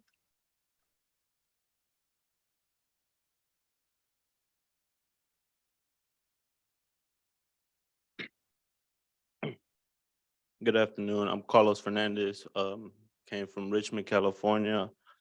I was incarcerated in 3 different juvenile halls, 2 different group homes all throughout the state from 2011 to 2017. That's my experience. Who I am today is a mentor and a youth organizer in the city of Richmond, a JJCC member in Contra Costa, and lead a lot of gun violence prevention work in the city of Richmond. Throughout my years of being incarcerated, the main thing I heard was safety and security is the #1 priority. Safety and security being the #1 priority, but still I seen and I heard of abuse for children, sexual abuse, physical abuse, mental abuse. I didn't really want to say this, but since probation, some probation officers said like we're being offensive, abusing children, all these illegal things that's going on, that if it was not in the juvenile hall, adults would be arrested and then getting paid to do so and making a living from it. That's sophisticated crimes. Brian Diaz lost his life, and we should, take that and make change from that. Another thing was LA being offended for being called monsters and criminals, but we've been getting called that for decades. Do not extend these horrible conditions and abuse.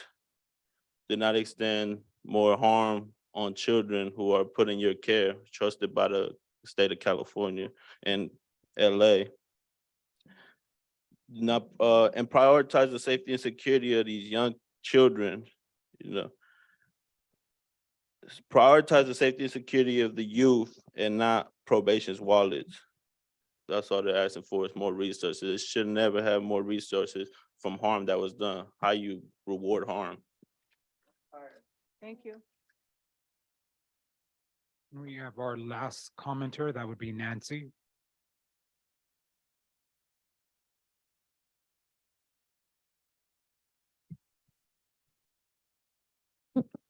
Nancy Juarez, the Center on Juvenile and Criminal Justice, a part of the CYCJ Alliance. As Tulare Chief shared, staffing issues exist across the state. You can't even pay folks to be in these halls. That's how bad they are. That's where our youth are expected to heal and grow, an environment you can't even pay people to be in. On over a year ago, March 2022, James Craley, LA Times journalist, wrote an article titled, "We're Screwed. LA County empties troubled juvenile hall ahead of state board's inspection." So I want to clarify for the record, 147 youth at Central Hall were moved overnight to Barry J to avoid an inspection by the BSCC because they knew they'd be found out of compliance. That's a scandal, y'all. That's not an assessment. A family lost a son. Rest in power, Brian Diaz. If y'all don't allow us to welcome our young people home, they're gonna find ways to escape this pain and trauma. You keep their mind, body, and spirit captive. Of course, they're gonna try to escape these shackles imposed on them. From the 70s, 300 survivors came forward about sexual assault in LA County probation. Back in 2008, the Justice Department monitored the LA halls for the same conditions that we're talking about today. With all due respect, Mr. Minor, Ms. Perez, Ms. Campbell, DJJ was bad before y'all came. DJJ is bad after y'all left. To this day, staff keep youth in DJJ's disciplinary unit for more than 20 hours a day. On average in Ventura, there's 21 suicide interventions and precautions, 21 in a month on average. Reform is just shape-shifting. We've got YJC in the house today. Did y'all know that they turned an old LA courthouse into a school, into an art center, into a place to heal? The expertise is behind us. Turn to the people. Thank you. Thank you. That's all for public comment, Madam Chair. Thank you.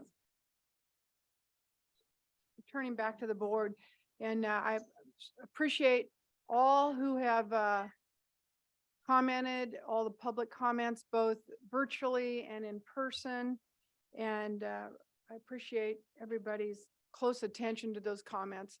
And the only one I would like to remind the board of and any members of the audience is that certainly we are concerned about the SYTF. We would like to remind you that that is in the governor's May revise, and we are very optimistic. With that said, we've already been back in the SYTF as recent as last week, and we will continue to be in there while we await the outcome of the suggested May revise language. So I would leave that at that.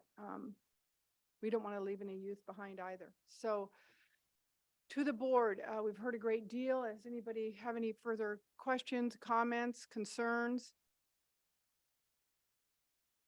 Norma. I just want to thank all the people that came up here today. It's tough to hear. It's tough, but it's appreciated. And I love seeing you guys show up. So thank you. Thank you, Norma. Anyone else? Seeing no virtual hands. Do I see one? Yeah, Supervisor Chavez may Oh, have there some. you are, Supervisor Chavez. See, I have a bad angle. I don't see a hand raised on Supervisor Chavez, but I believe you. Okay. Thank you, Chief, and thank you, Chair Penner. So first, I too want to just say how much I appreciate all of the folks who spoke today and all that are still on the line, waiting to see what happens. I think your voice, I know your voice is meaningful and has certainly shaped my thinking. A couple of questions, and then I will make further comments. One question is if the staff, if our BSCC staff could just talk for a moment about next steps as the board takes this action, if we take the staff's recommended action, if you could talk through next steps relative to how oversight would be completed, what are the metrics that you see overall, and then concretely, what, if any, next steps do you see the board needing to take in the near future? Okay, I'm happy to give a generic answer, but I see council, you would like me to address it. So if this motion was to prevail, then we would electronically advise LA County tomorrow. And that would then give them 60 days.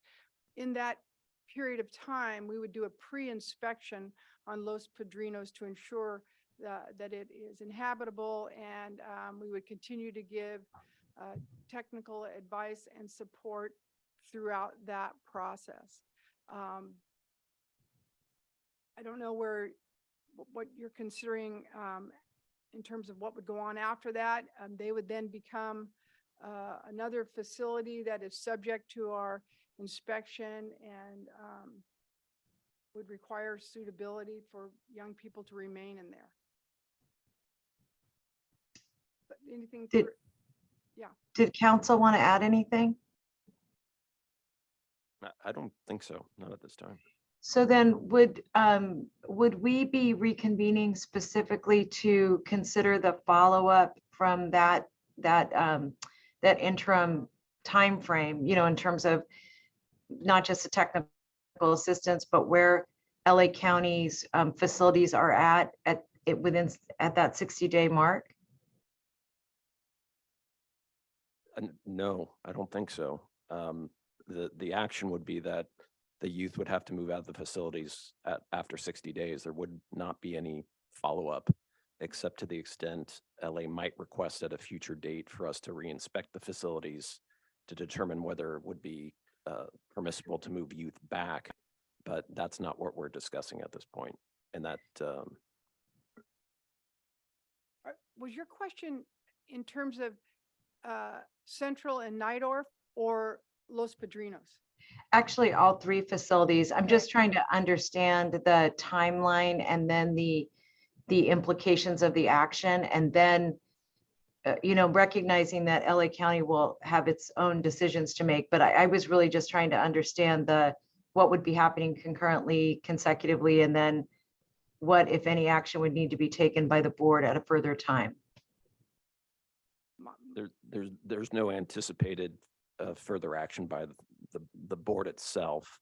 The staff will be available and ready when requested by LA to do any pre-inspections of Los Padrinos, but we're not contemplating taking up any further action on Barry J or Central at a future date, unless and until, again, the proposed legislative changes, which would allow us to consider suitability of the SYTF facility.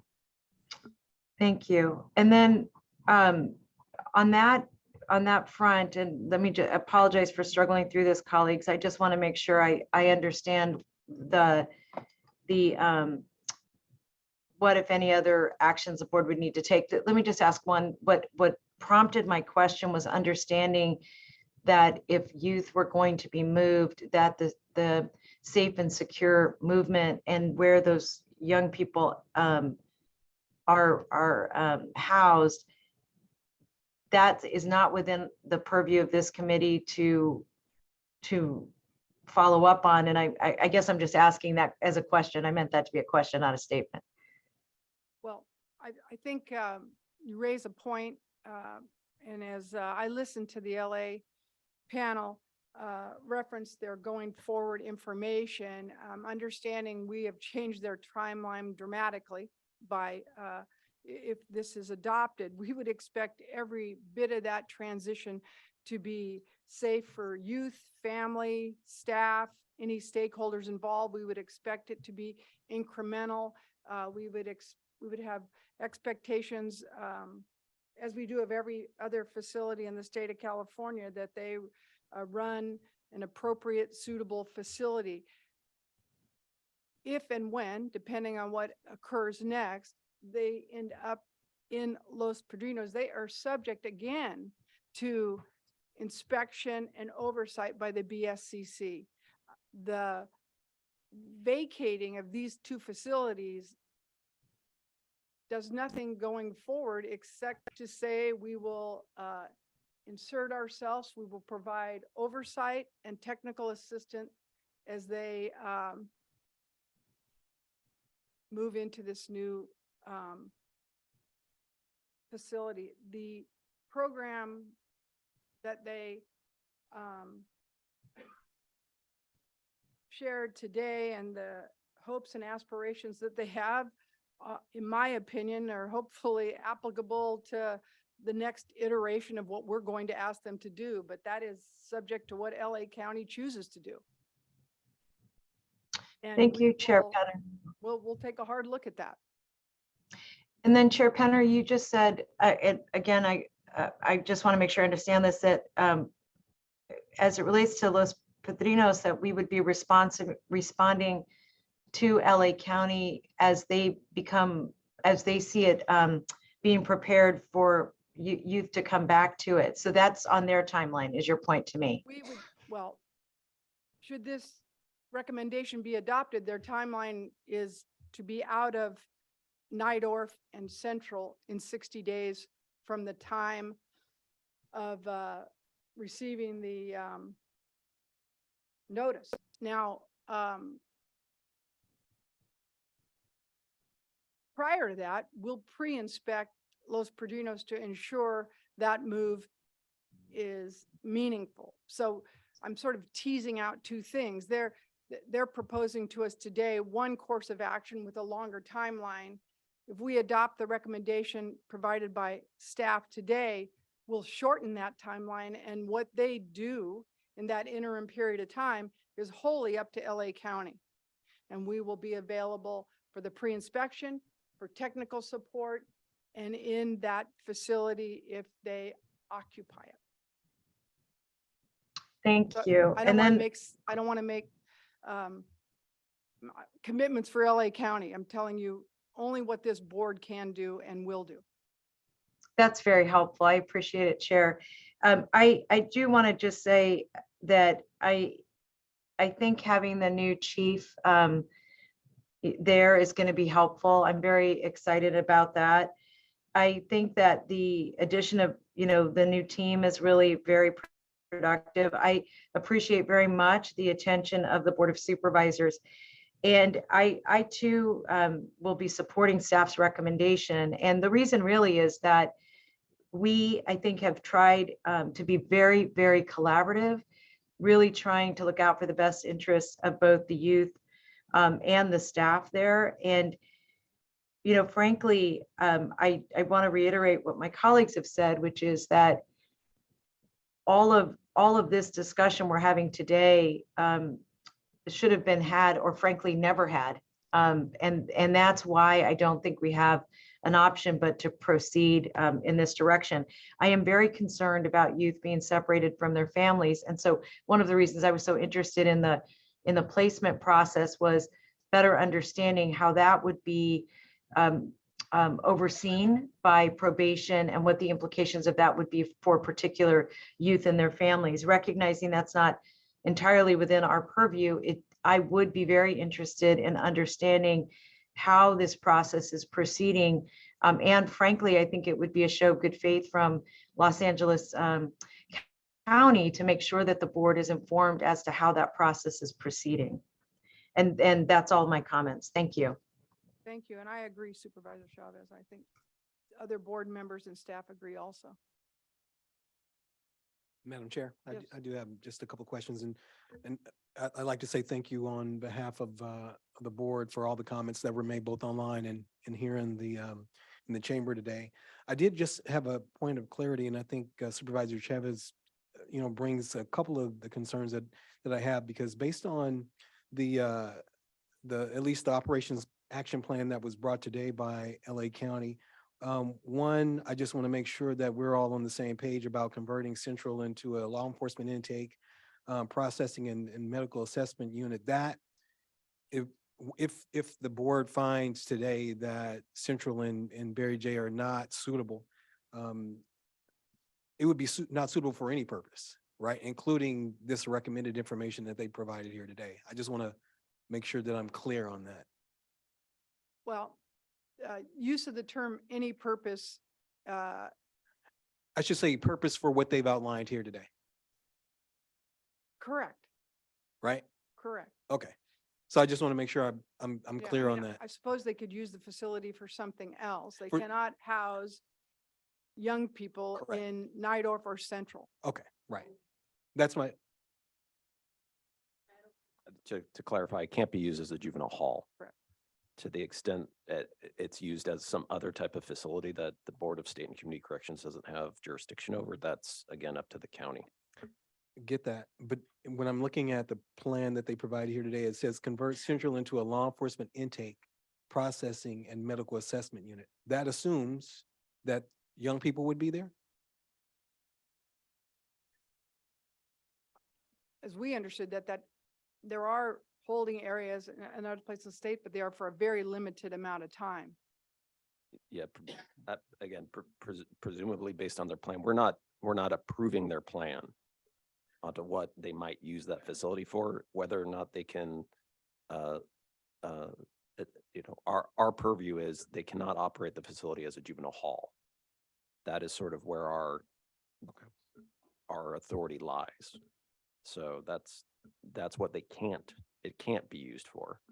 And to the extent that they can use it for some other purpose, that's for the county and their county council to look into.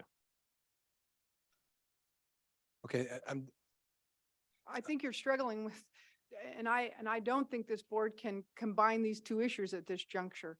No, Um, and I understand. we have a plan from LA and they may very well do that, or they may do some other iteration of that plan. Right. We are simply here today to say whether or not, we move forward with the recommendation from our staff in terms of, finding them unsuitable and advising them on that. Understood. And then just one last comment I would just say, Chair, is that in furtherance of making sure that if this recommendation that we're going to follow today from staff, that I would hopeful that LA County would demonstrate their adherence to Title 15, Title 24 standards by meeting the obligation of, making sure that youth are not at Barry J or at Central after the 60 days, just to make sure that, that they are going to follow that, and their ability to be able to get that done would be a signal to me, at least, that that it would demonstrate their future adherence to what the expectation of this board is, when we look at what they're going to be doing in Los Padrinos later on down the road. So I just wanted to make that I comment. agree. That's it. Please. I'll make a motion that we approve staff's recommendation as outlined on, I guess, page 7 and 8 of the agenda. Yeah, that is items 1 through Item. 5. Yeah, I'm sorry. Items 1 through 5. Page 7 and 8 of agenda item A. Do we have a second? Dicus, a second. A motion, a second. Any further comments, questions? Adam, take the roll. All right, Chair Penner, Aye. Mr. McCumber, Aye. Mr. Speed, Aye. Mr. Groudon, Aye. Mr. Dicus, Aye. Ms. Chavez, Yes. Mr. Haynes, Aye. Ms. Vernon, Aye. Mr. Mills, Aye. Ms. Kumpion, Aye. Ms. Guard, Mr. Budnick, Ms. Zaragoza, recused. Madam Chair, the motion carries. Thank you very much. Council, I believe this would be okay now that there's been a motion, a second, and a vote. Mr. Budnick, who has recused from this item, would like to comment at this juncture, so I need an opinion from you on that. Sorry to catch you off guard. Now that the vote is closed, yes, Mr. Budnick is free to Free comment. to comment. And so, Mr. Budnick, the chair recognizes you. Thank you. I appreciate very much the chance to make a comment. It was very difficult to recuse as I'm in these juvenile halls every week. Brian Diaz was my mentee. He was an incredible young man. He was on a real path of change. He was working hard to get from Barry J. Nydorf to Camp Kilpatrick and to step down with good behavior. We talked about it every day. To see a coroner's van come into the facility and to see his body removed 16 hours later was a day I wish I'll never have to repeat ever again. And I want to say, to me, this isn't an us versus them situation, because on that day, when his body was found at 8:30 a.m. and when I walked in at 9:15 a.m., his brother / best friend, who was in the same unit, was out in the field outside the compound crying uncontrollably. And when I walked up, there were 3 to 4 staff members who he was crying onto and who were hugging him the entire time. And these were 3 or 4 of the staff members who are there every day, one of whom has not called out in 2 years, who show up every day, who are there. And because 90% of their colleagues aren't coming to work, they are working 16s and held over and not being able to see their families. Some of them are working 24-hour shifts because staff are not coming to work. And this is not better. I mean, on Mother's Day, 96% of staff called out on Mother's Day. It's a law enforcement organization. And we did a GoFundMe, raised $17,000. Probation officers contributed. This is something that affects everybody. There's people there every day working hard. There's volunteers every day. There's credible messengers every day. And because we don't have the staffing, just this Sunday, we couldn't get the kids out to programs. There's a young man I saw 3 days ago who said he hasn't been taken to his college class in 3 months. He is registered in a college class and has not been taken to class in 3 months.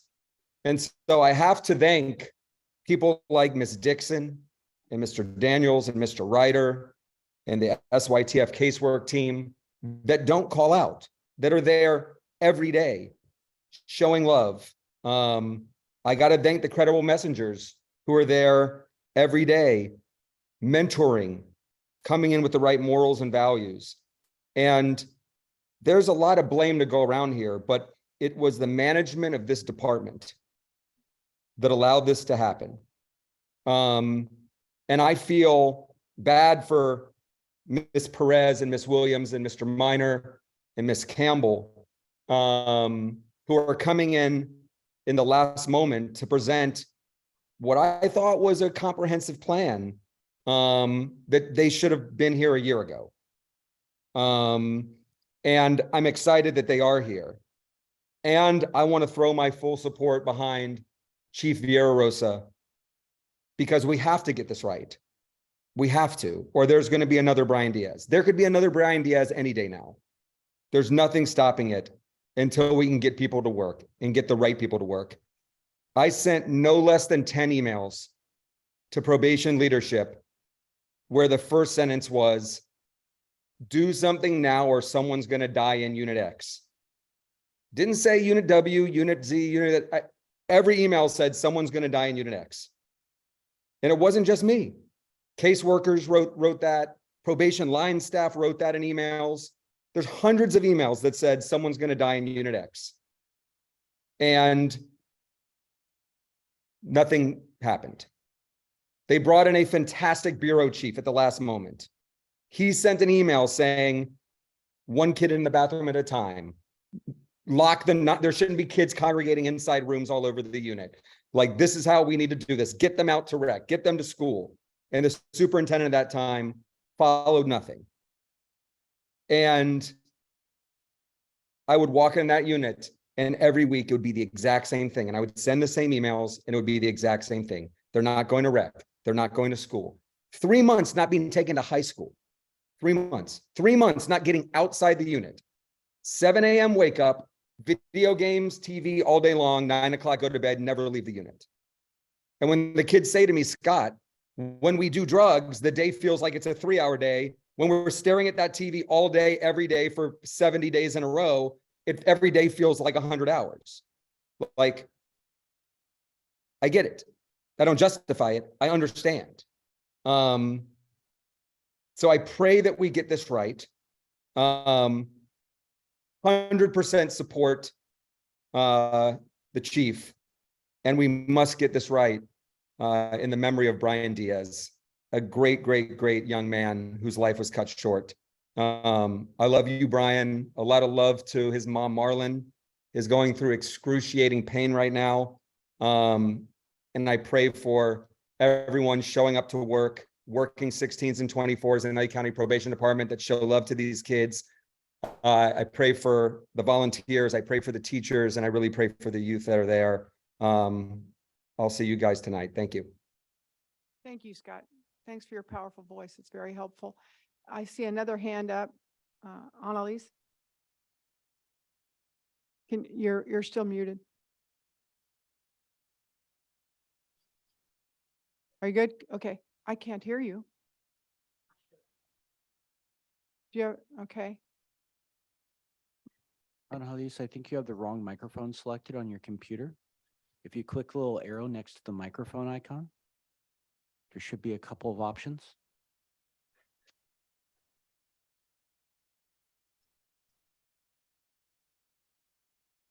Under the heading of select a microphone, there might be a couple of options.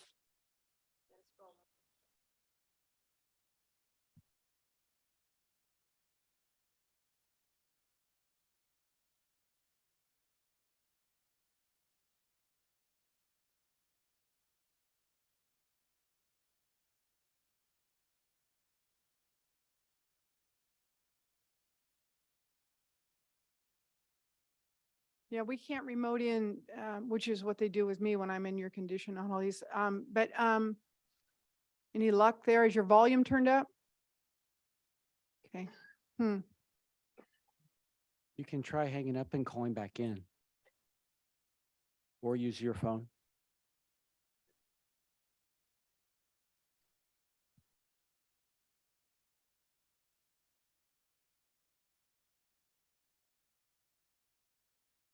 In the meantime, did anybody else have their hand up that we could address now, or we'll just wait a little bit? Okay.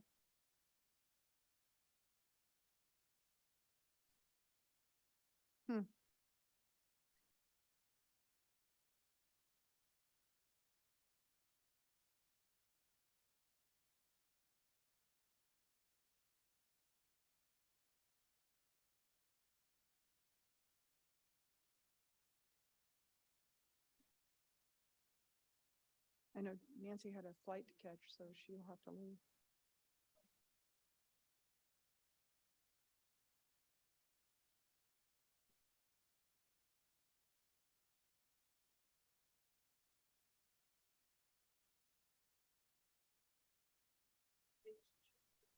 Are we able to? We text Annalise and see if.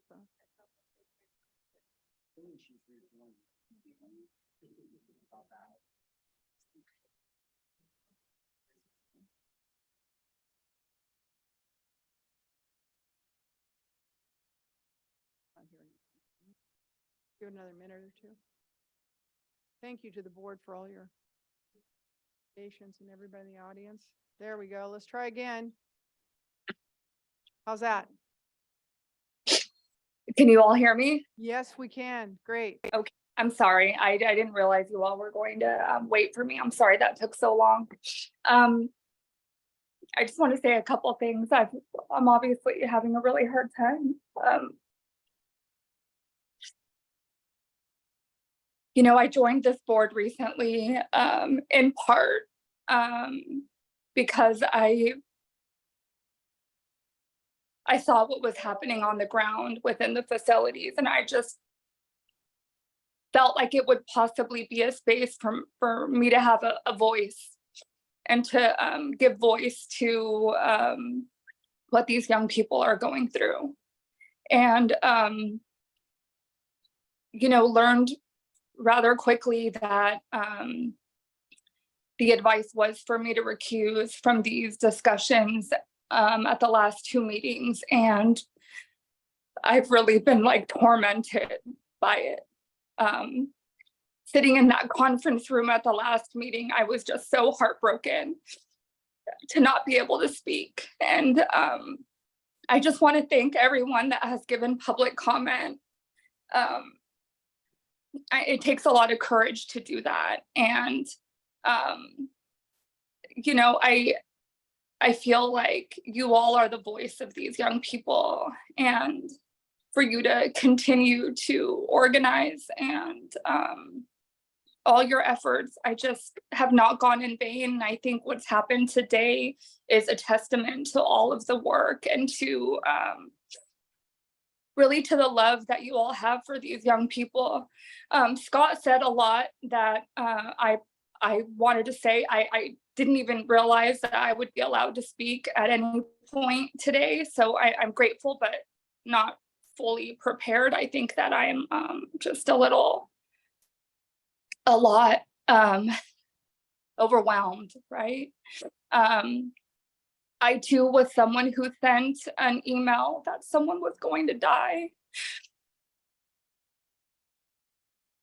And this was back in February.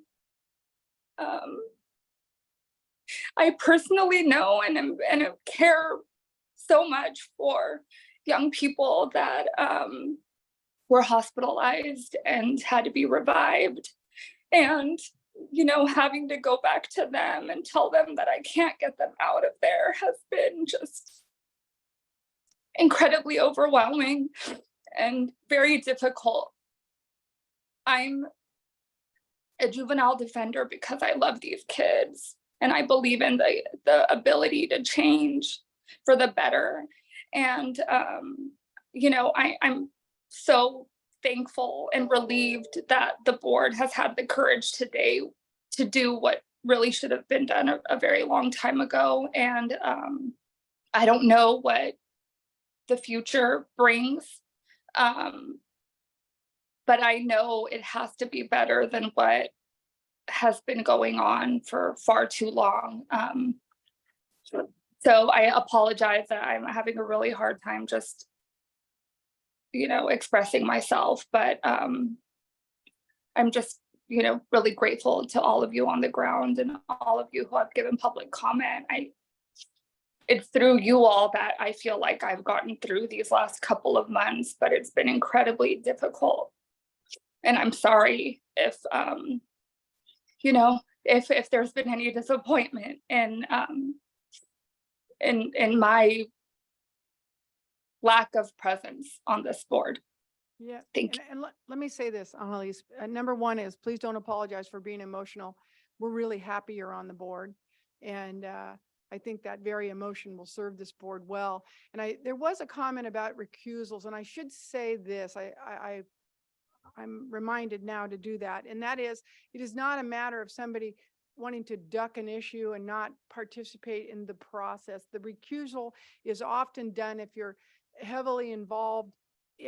For instance, Annalise is with the Defender's Office in Los Angeles County, and that direct issue presents some problems for her to vote on issues that directly impact LA. And as Scott noted, this is the most unlegal recitation of yeah. I mean, Aaron's starting to get a little twitch here, and Scott, because he's in the hall, found it that he needed to do that, also recuse himself. And it wasn't because it was an issue they didn't want to deal with and one that they didn't find important. They did it for reasons that are sound legal decisions. So I just want to share that with anybody in the audience that no lawyers, because you're really offended by my description right now.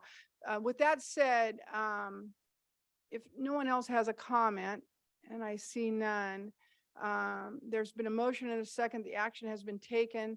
We have one more item on the agenda. I think we probably should take 10 minutes and regroup prior to doing that. Please stay with us, board members, and we will ping you when it's time. And I think it should be a relatively quick item. It'll be an item where we ask staff to do some work for us. If you'd like to stay in the game and do it right now, I'm happy to do that. Yeah.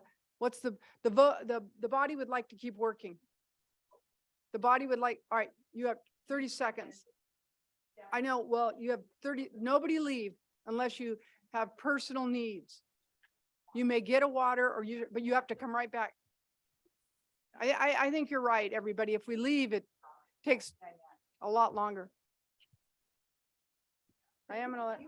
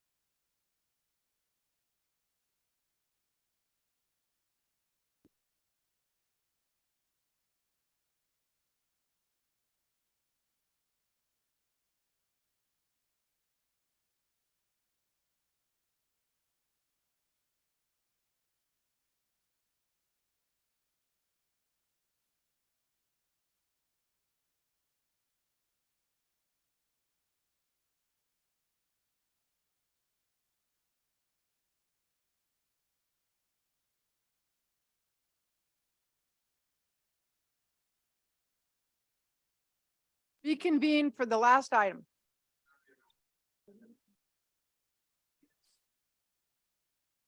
Everybody's popping up. There we go. There we go.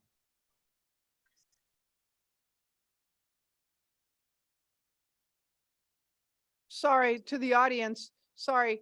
I understand you want to talk, but if you want to talk, you have to do it outside and we're going to finish this last item, or you can stay, whatever you like.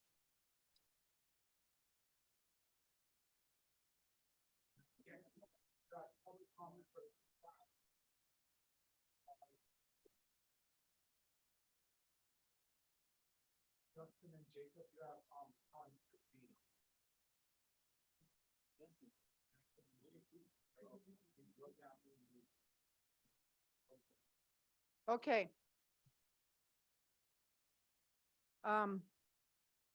We're on item B now, and that will be presented by General Counsel McGuire and Deputy Director Ganter. Do I see Ganter? Okay, well, I'll take care of it, Madam Chair. if you need any help, I can, oh, that's true. You don't want that. That's out of the question. Would Madam Chair like to present? Can we go back to recusal again? I really got that one down. Okay.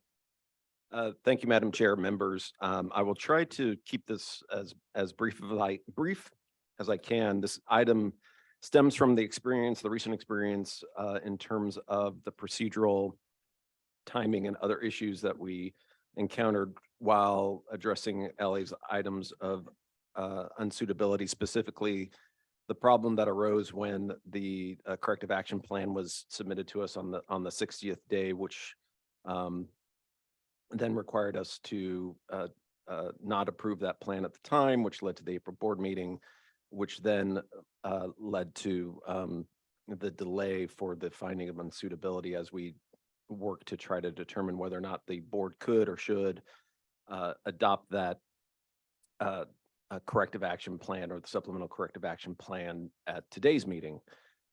So in an attempt to avoid any future problems with the timelines, the 60 days, the 90 days, it's recommended that the board establish guidelines or promulgate appropriate regulations to address the corrective action plan approval process. Things that we'd want to take into account would be such as whether the BSC staff should be delegated with the authority to approve or deny the caps, which we couldn't find a very clear record of as we're looking at this issue. Whether counties should be required to submit their cap in advance of the 60-day deadline so that the BSCC staff may provide technical assistance in the case of a deficient cap. And if so, how soon after notice of noncompliance should a cap be submitted? And then setting forth a time frame for when that reinspection for compliance should occur within that 90-day corrective action time frame. So what we would recommend and ask the board to approve is to direct the staff to develop a written process and timeline for the consideration and approval of county corrective action plans. And then number 2 recommendation that until the new policies and procedures are adopted, to formally delegate authority to staff under the penal code to approve corrective action plans. And with that, Madam Chair, I'd happy to take any questions. Thank you. Any questions? Any questions from any members remotely? Yes. Judge Gard. Good afternoon. So I was recused from the prior item, so I'm operating somewhat in the dark. But I would just raise, for those of you more familiar with it, whether or not delegating to staff is an appropriate delegation of duties under the circumstances. From what I hear, this has been a very difficult item that's been dealt with, and I question whether or not that should be left to staff to shoulder that responsibility, or whether that should be a board responsibility. And again, like I said, I'm somewhat operating in the dark without knowing the details of what happened or what action the board has taken, but I would just raise that question. Thank you. And I think this is your recommendation right now is in the interim prior to us having a plan, a written plan, that we do this only in the interim, Judge Gard, and then we could debate the the plan, the written plan provided to us by staff when it comes back to the board. Do I have that accurate? Yes, that would be the plan, and I do think it is certainly worthy of discussion as to whether or not the Oh, approval of those absolutely. plans should come before the board. We want to have that internal discussion. We want to also engage some stakeholders in terms of what that should look like. Certainly the past practice of the board staff has been to approve those corrective action plans as they've come in, but again, given what we've experienced, whether or not and we've also changed the processes in terms of the enhanced inspection process where we're doing regular report outs on all items, both at the jails and the juvenile facilities, whether or not, we would insert that corrective action plan process into those regular report outs. I think that's something we'd still like to discuss with the board. But for now, yes, the idea would be this would be an interim delegation, which would match the sort of past practices that the board staff has done. So does that help you at all? Yes, thank you very much. So, I mean, just in the interim, I'm with you. I believe I was the one that spoke up first. Said, what? This doesn't come back to the board. So I think that'll be a well thought out recommendation, and we can debate the long range plan after we've engaged with our staff and stakeholders going down the road to see if it's suitable. I guess maybe a follow-up question is, it appears this was raised because of this particular case or circumstances. So I question why we would be making a decision about putting it with staff in the interim if it should be either unlikely to arise again because it hasn't arisen previously from how I'm reading this, and I may be wrong, or that it would be something that rises to the level of what's been presented with regard to the LA issue, in which case it seems like the board again should be the one shouldering that responsibility, not the staff. But I'd like to hear from others too. Yeah, and to respond back, I mean, there's two issues that I think you've identified. One is simply the timing of the submittal of the corrective action plan again, which was submitted to us on the 60th day. Normally what happens is, staff will engage with facilities in terms of them producing a corrective action plan. Oftentimes corrective action is taken in advance of even the corrective action plan being submitted to staff. So the item of noncompliance is actually addressed ahead of time. And if we've received a deficient corrective action plan, the staff has had ample time to return that back and ask for revisions or corrections in advance.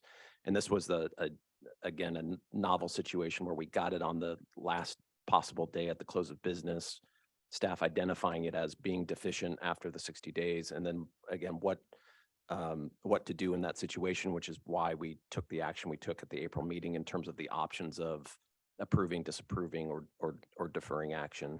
And so, yeah, the hope would be to formalize that time period where I think we would recommend suggesting that for other counties that might have items of noncompliance, that they submit those plans to us in advance of the 60-day period of time so that they can make revisions or corrections, and that the board staff has ample time to approve or deny those plans. And then, or an alternative could be is setting up a timeline and a time frame where those approval or denial of those plans can come to the board for approval or formal denial, which is also an option for sure. Let me ask one more question. So the recommendation, there are 1 and 2. So we could break those out as separate items. Because, for example, I'm looking at it and I'm thinking, well, 1 makes good sense. 2, I have some trepidation about still.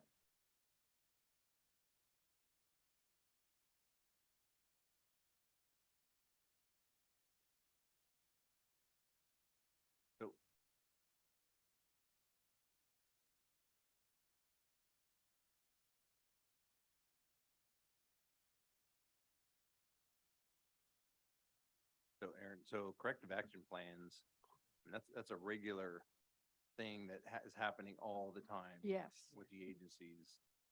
Yes, and it's in connection with issuing the initial inspection report and then requesting the corrective action plan from the counties. And for purposes of safe facilities and expediency, we, that portion of it is, benefits all involved. If it can be done expediently and it's fixed and we can move forward. Yeah, the challenge is because of the frequency or infrequency that this body meets, which is, about every other month, that if we issue an initial inspection report, which I think most would agree we should try to issue as quickly as possible following inspection, that the time, fixing those timelines out perfectly so that the board can consider each one. Not saying it's impossible, but it would create some challenges as opposed to letting staff handle that behind the scenes. And Madam Chair. I see Judge Gard is. Yeah, sorry. So could we then maybe modify number 2 so that it's delegated to the staff unless in staff's opinion, it should be referred to the board? We can certainly do that. This is Katie Howard, Executive Director. Thank you very much for the questions, Judge Gard, because it helps us to think it through. This really is a workflow process and clarifying our flow process recommendation. And as Sheriff Groudon just said, yes, our inspections are taking place over all 12 months of the year, and we don't want to have to build in other kind of procedural timelines because usually this is a very routine matter. The items of noncompliance are identified and the facility writes up a cap and our field reps look at those and say, yep, looks good.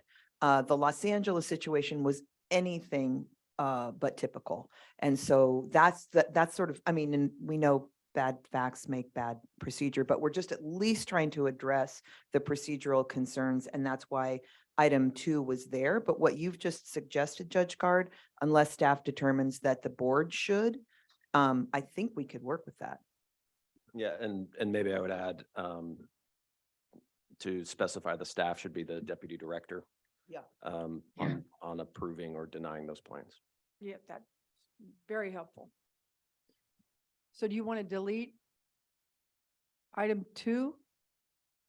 I think we would modify item 2 to be formally delegate authority to the deputy director of the Facility Standards and Operations Division to approve or deny the corrective action plans with also the ability to bring questions to the board for approval or denial when appropriate.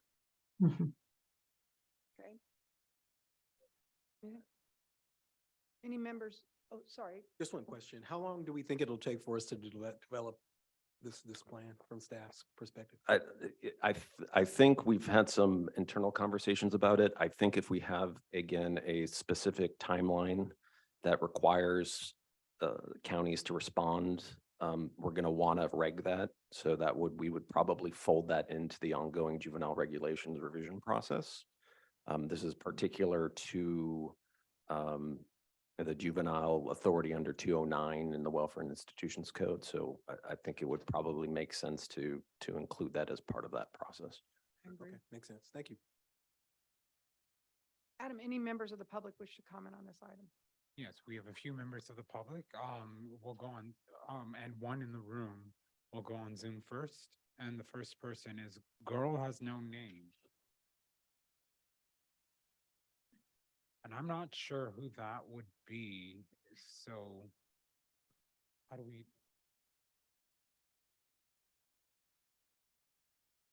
Email.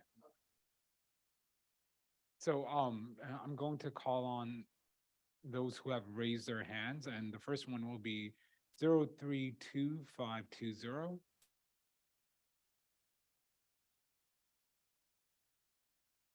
Hello? That was 032520. Go ahead and talk and unmute yourself.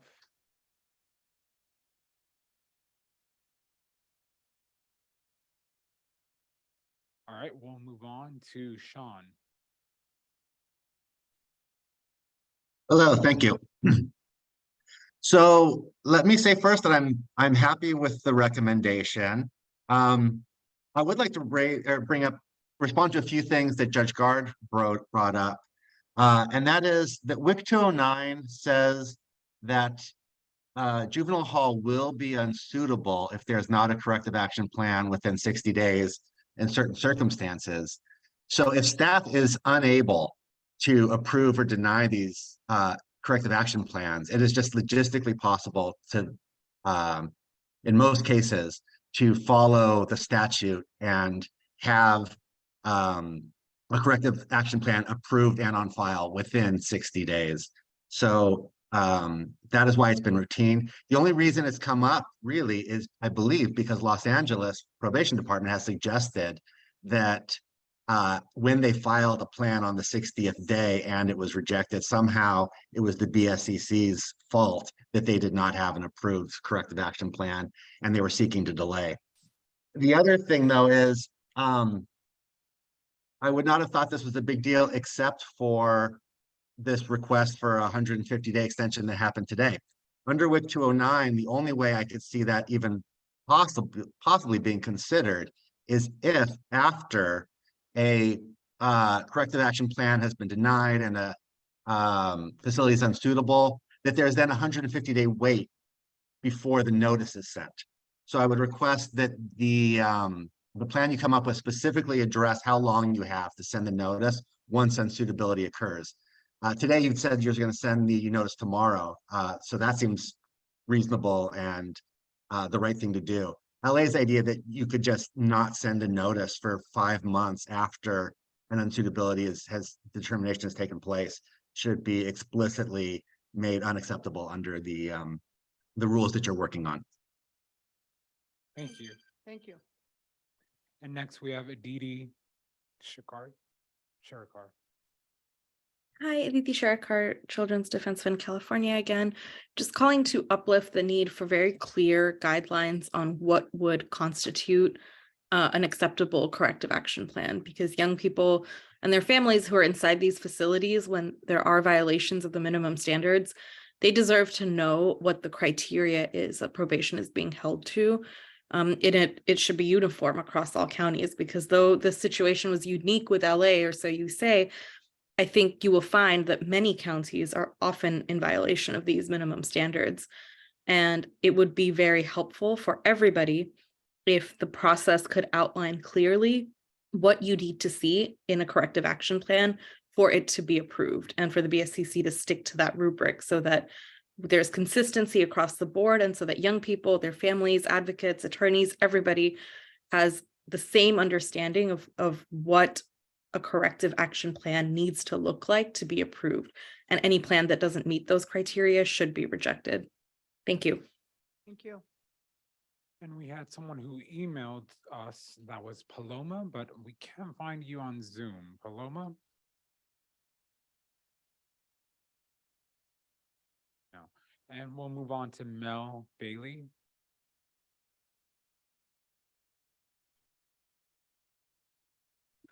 Okay. All right. Good afternoon. Thank you for the recognition. I didn't speak earlier because I just based off how the introduction to the conversation went, it seemed predetermined of what the outcome would have been on the previous motion. But I do ask, since this is a statewide agency, as you all collectively navigate through situations similar to this, do you take into and also or coupling with the conversation of the depopulation or depopulizing the juvenile halls, do you ever take into consideration speaking to the courts? And I ask because I've asked our Probation Oversight Commission for 2 years to introduce the courts to the conversation.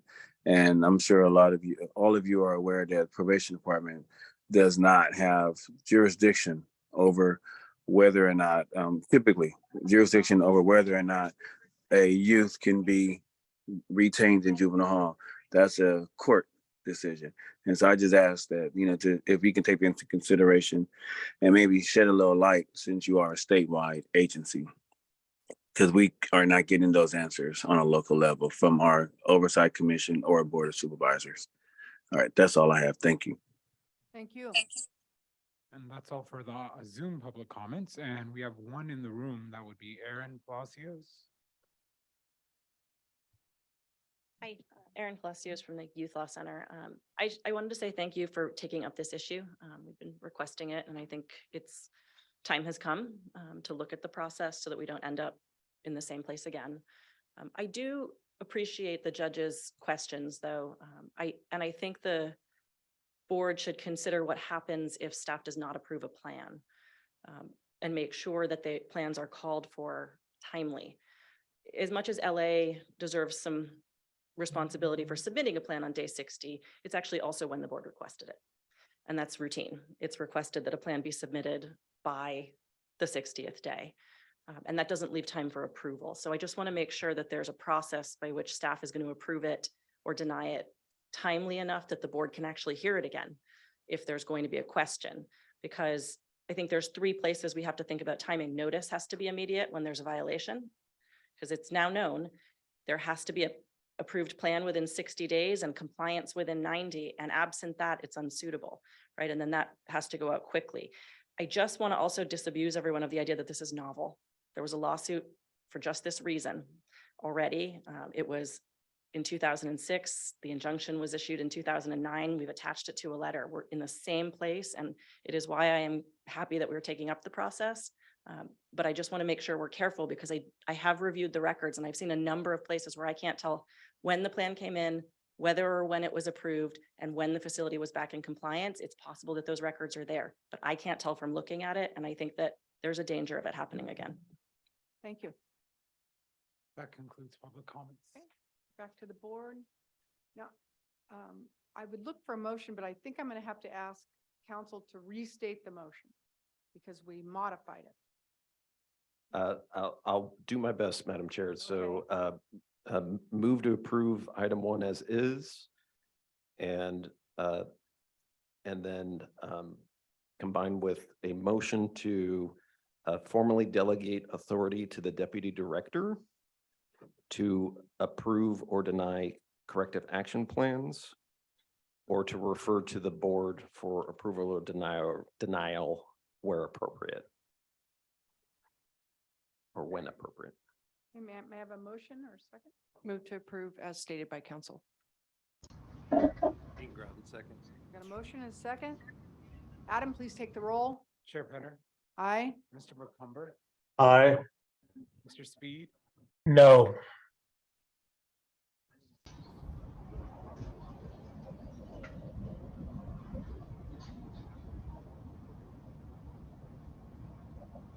Dykes, Aye. Ms. Chavez, Yes. Mr. Haynes. Aye. Ms. Vernon, Aye. Ms. Guard. Ms. Guard. I'm going to abstain. Mr. Mills. He's not present for the vote. Mr. Budnick is not present for the vote. Ms. Zaragoza.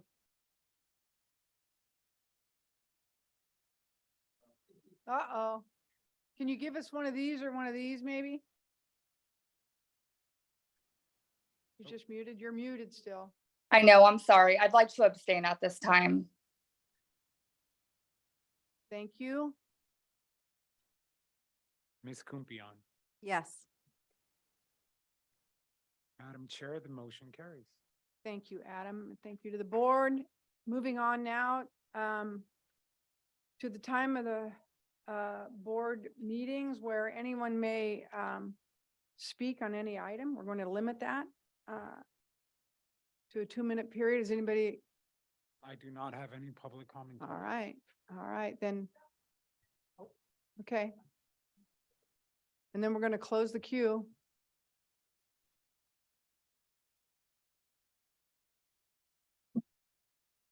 Good afternoon, muy buenas tardes, Israel Villa with CAYCJ.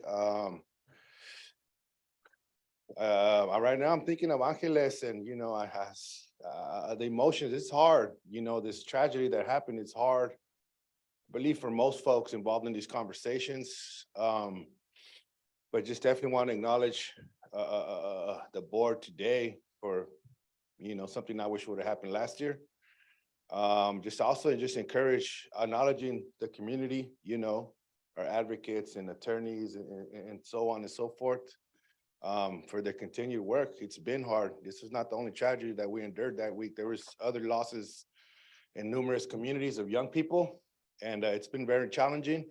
So again, I just want to acknowledge our alliance and allies, outside of our alliance for what we're doing and what we're going to continue to do. And also just encourage everybody, all parties involved, to take care of yourself. There's some rough times, and, it's further divisions. And sometimes, you hear some folks call in and say things and things like that. But just acknowledging and appreciating our community for, for the most part, staying disciplined, and even when folks say things that might trigger you.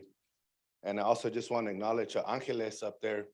I didn't make a comment about any recusals, but I'm 99% positive that it was not intended to you, sister. I don't think a lot of folks don't even know that you're up there yet, but we appreciate your service and defending our children in those courtrooms and things like that.